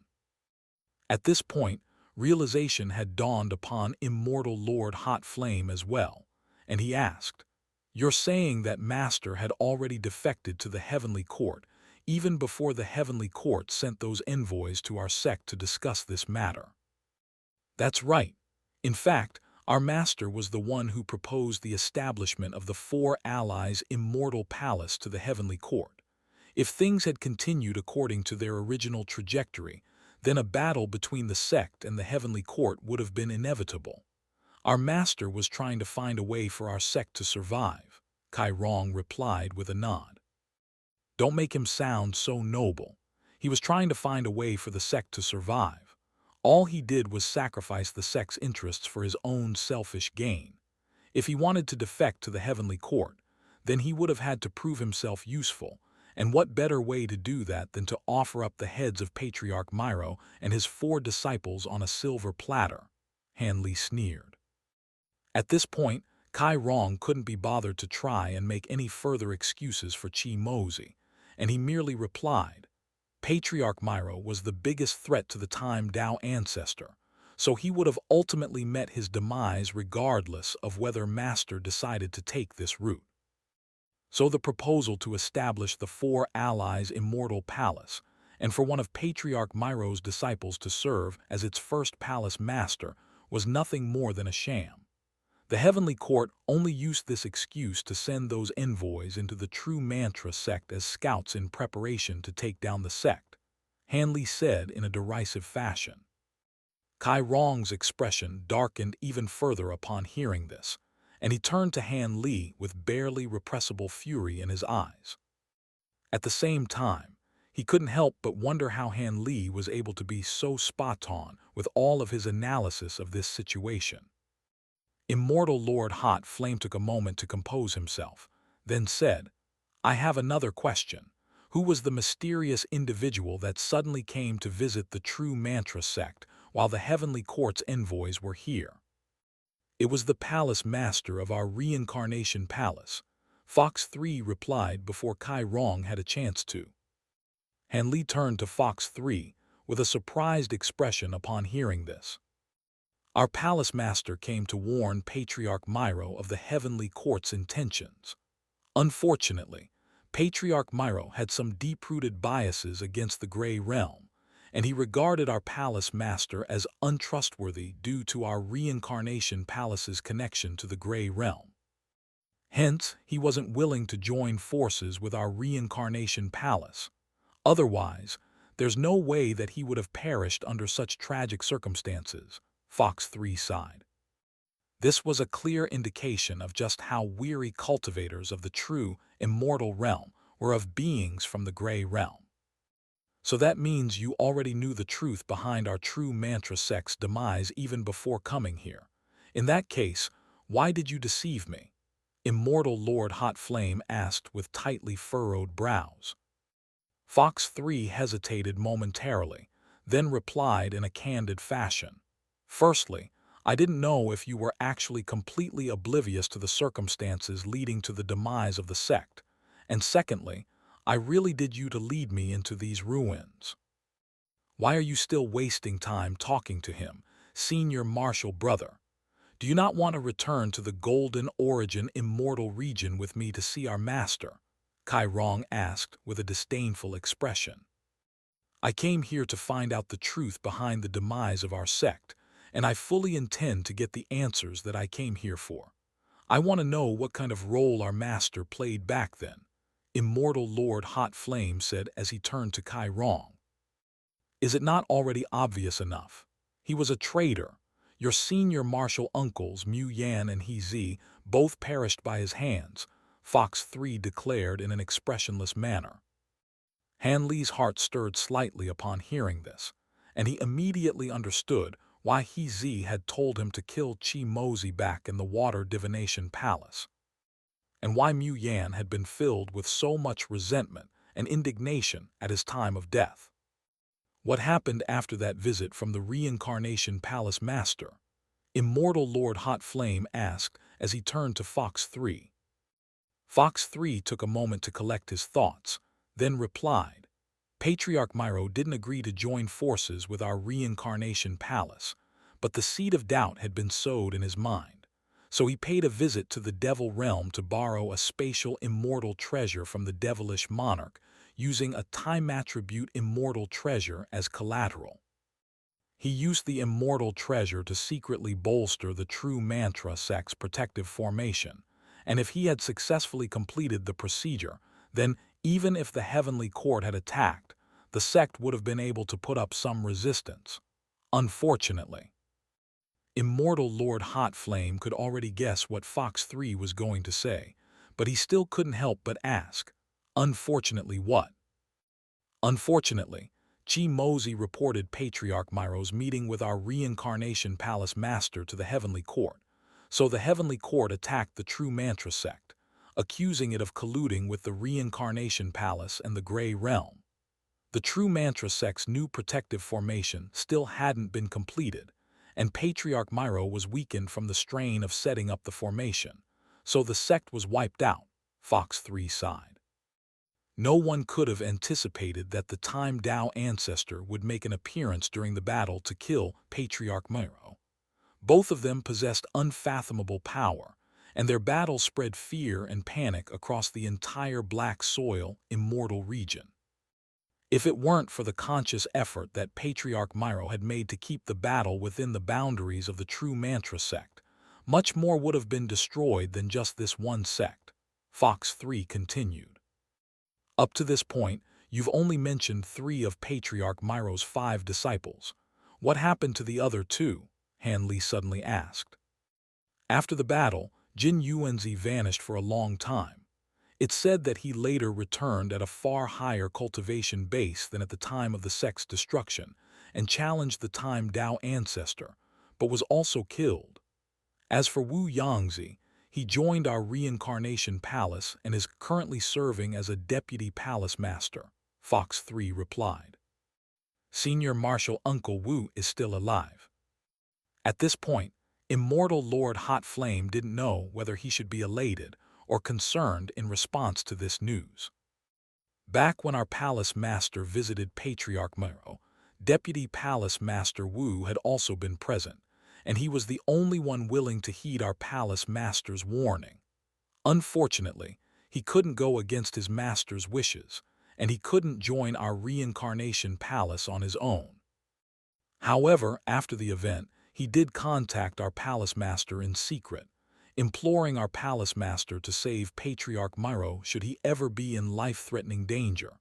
But due to Qi Mozi's betrayal, everything happened far too abruptly, and our Palace Master was only able to save him, Fox 3 said.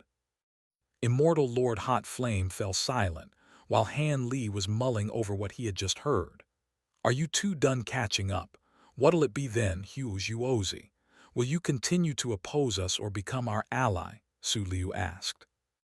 A serious look appeared on Kai Rong's face as he said, There's no point in getting hung up on all of those past matters.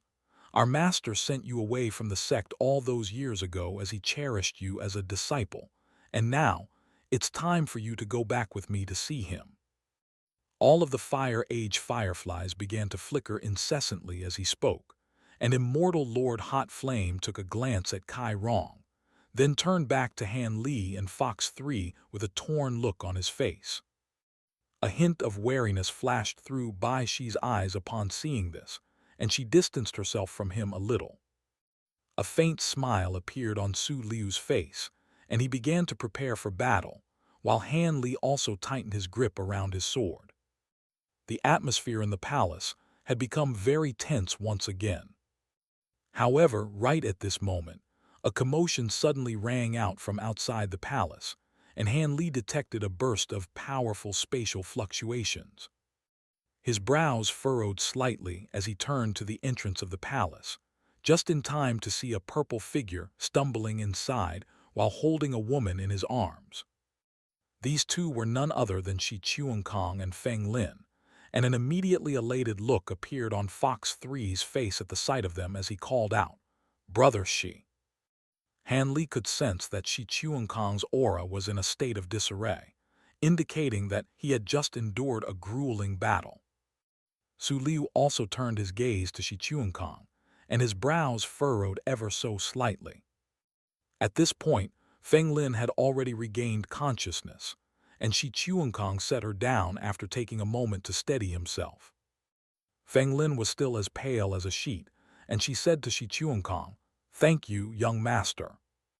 Shi Chuankong nodded in response, and his gaze roamed over everyone in the palace. He then faltered slightly upon catching sight of the three treasures in the palace, but his gaze only lingered on them briefly before he looked away.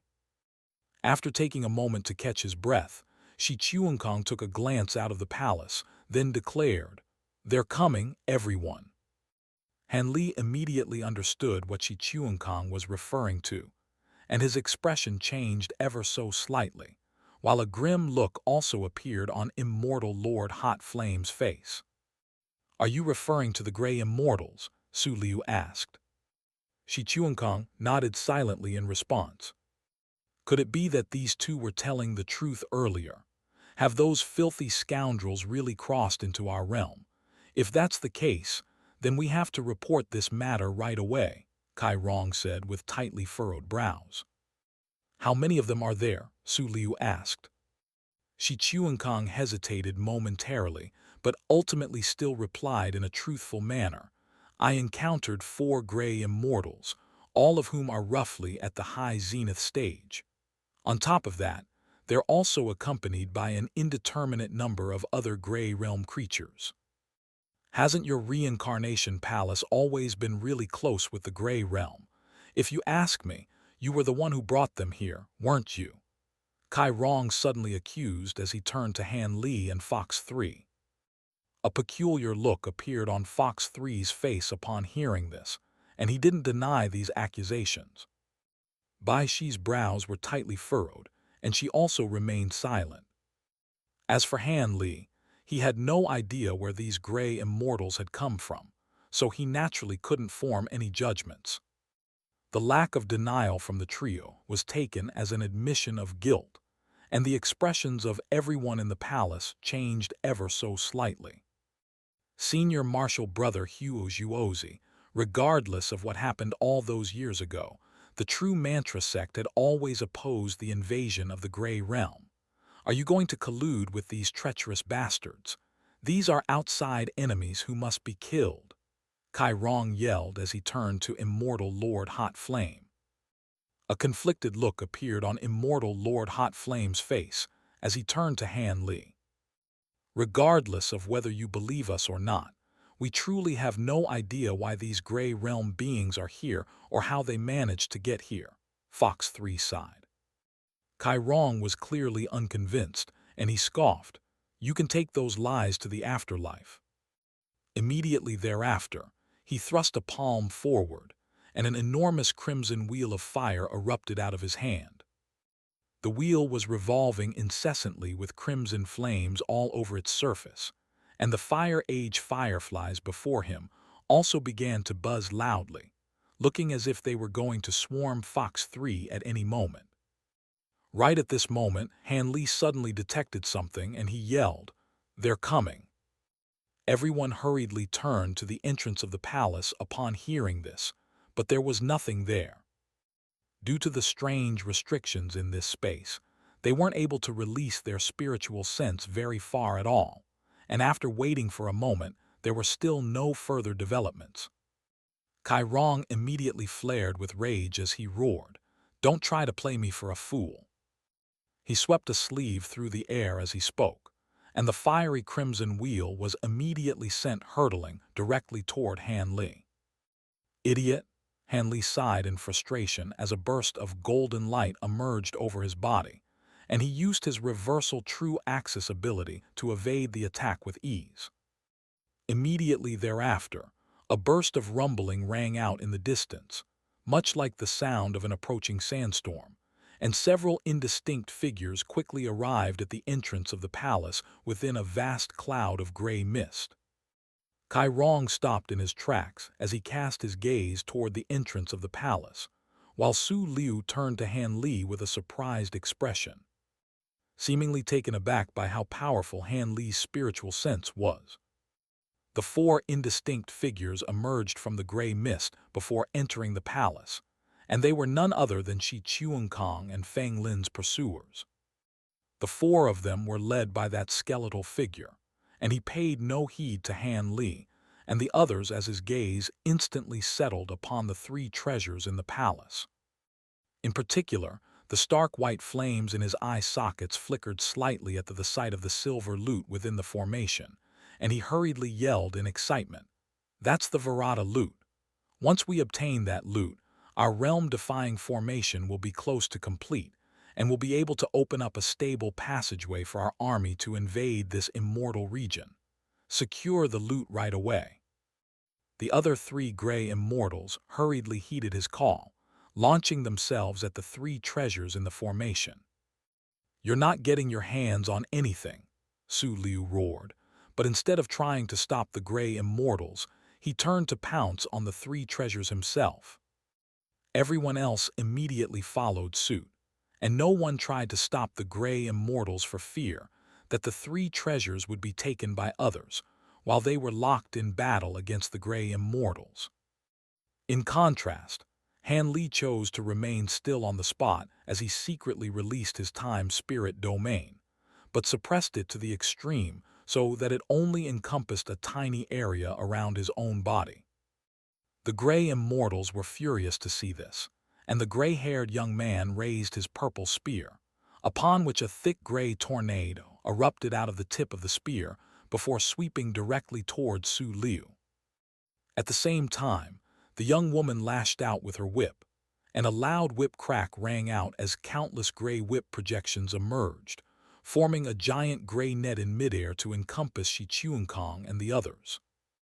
As for the hideous gray-robed elderly man, he spread his arms open to reveal a pair of extremely thin gray fleshy wings, and he shot through the air at an incredible speed, flying past Fox 3 and the others in the blink of an eye as he gained rapidly on Su Liu. In response, Su Liu spread his right hand open, and an inky black rune appeared on the center of his palm to release a flash of radiant lightning. A loud thunderclap rang out as a vast expanse of five-colored lightning erupted forth from between his fingers, then spread out as a screen of five-colored lightning that instantly vanquished the oncoming gray tornado. At the same time, Su Liu sped up significantly with his body enshrouded within five-colored lightning, opening up more distance between himself and the others. A resounding boom rang out not far behind him, and Kai Rong crashed through the gray net with what appeared to be a miniature crimson sun hovering in front of him, eradicating every obstacle in his path. The gray skeleton raised his white bone staff up high upon seeing this, then began to chant an incantation, and bursts of gray flames instantly erupted out of the staff before hurtling toward all of the true immortal realm cultivators present, including even Han Li, who was playing no part in the fight for the three treasures.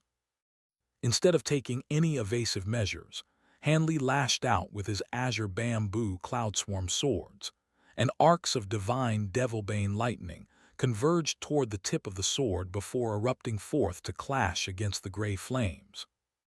A dull thump rang out, and there was no eruption of flames or lightning.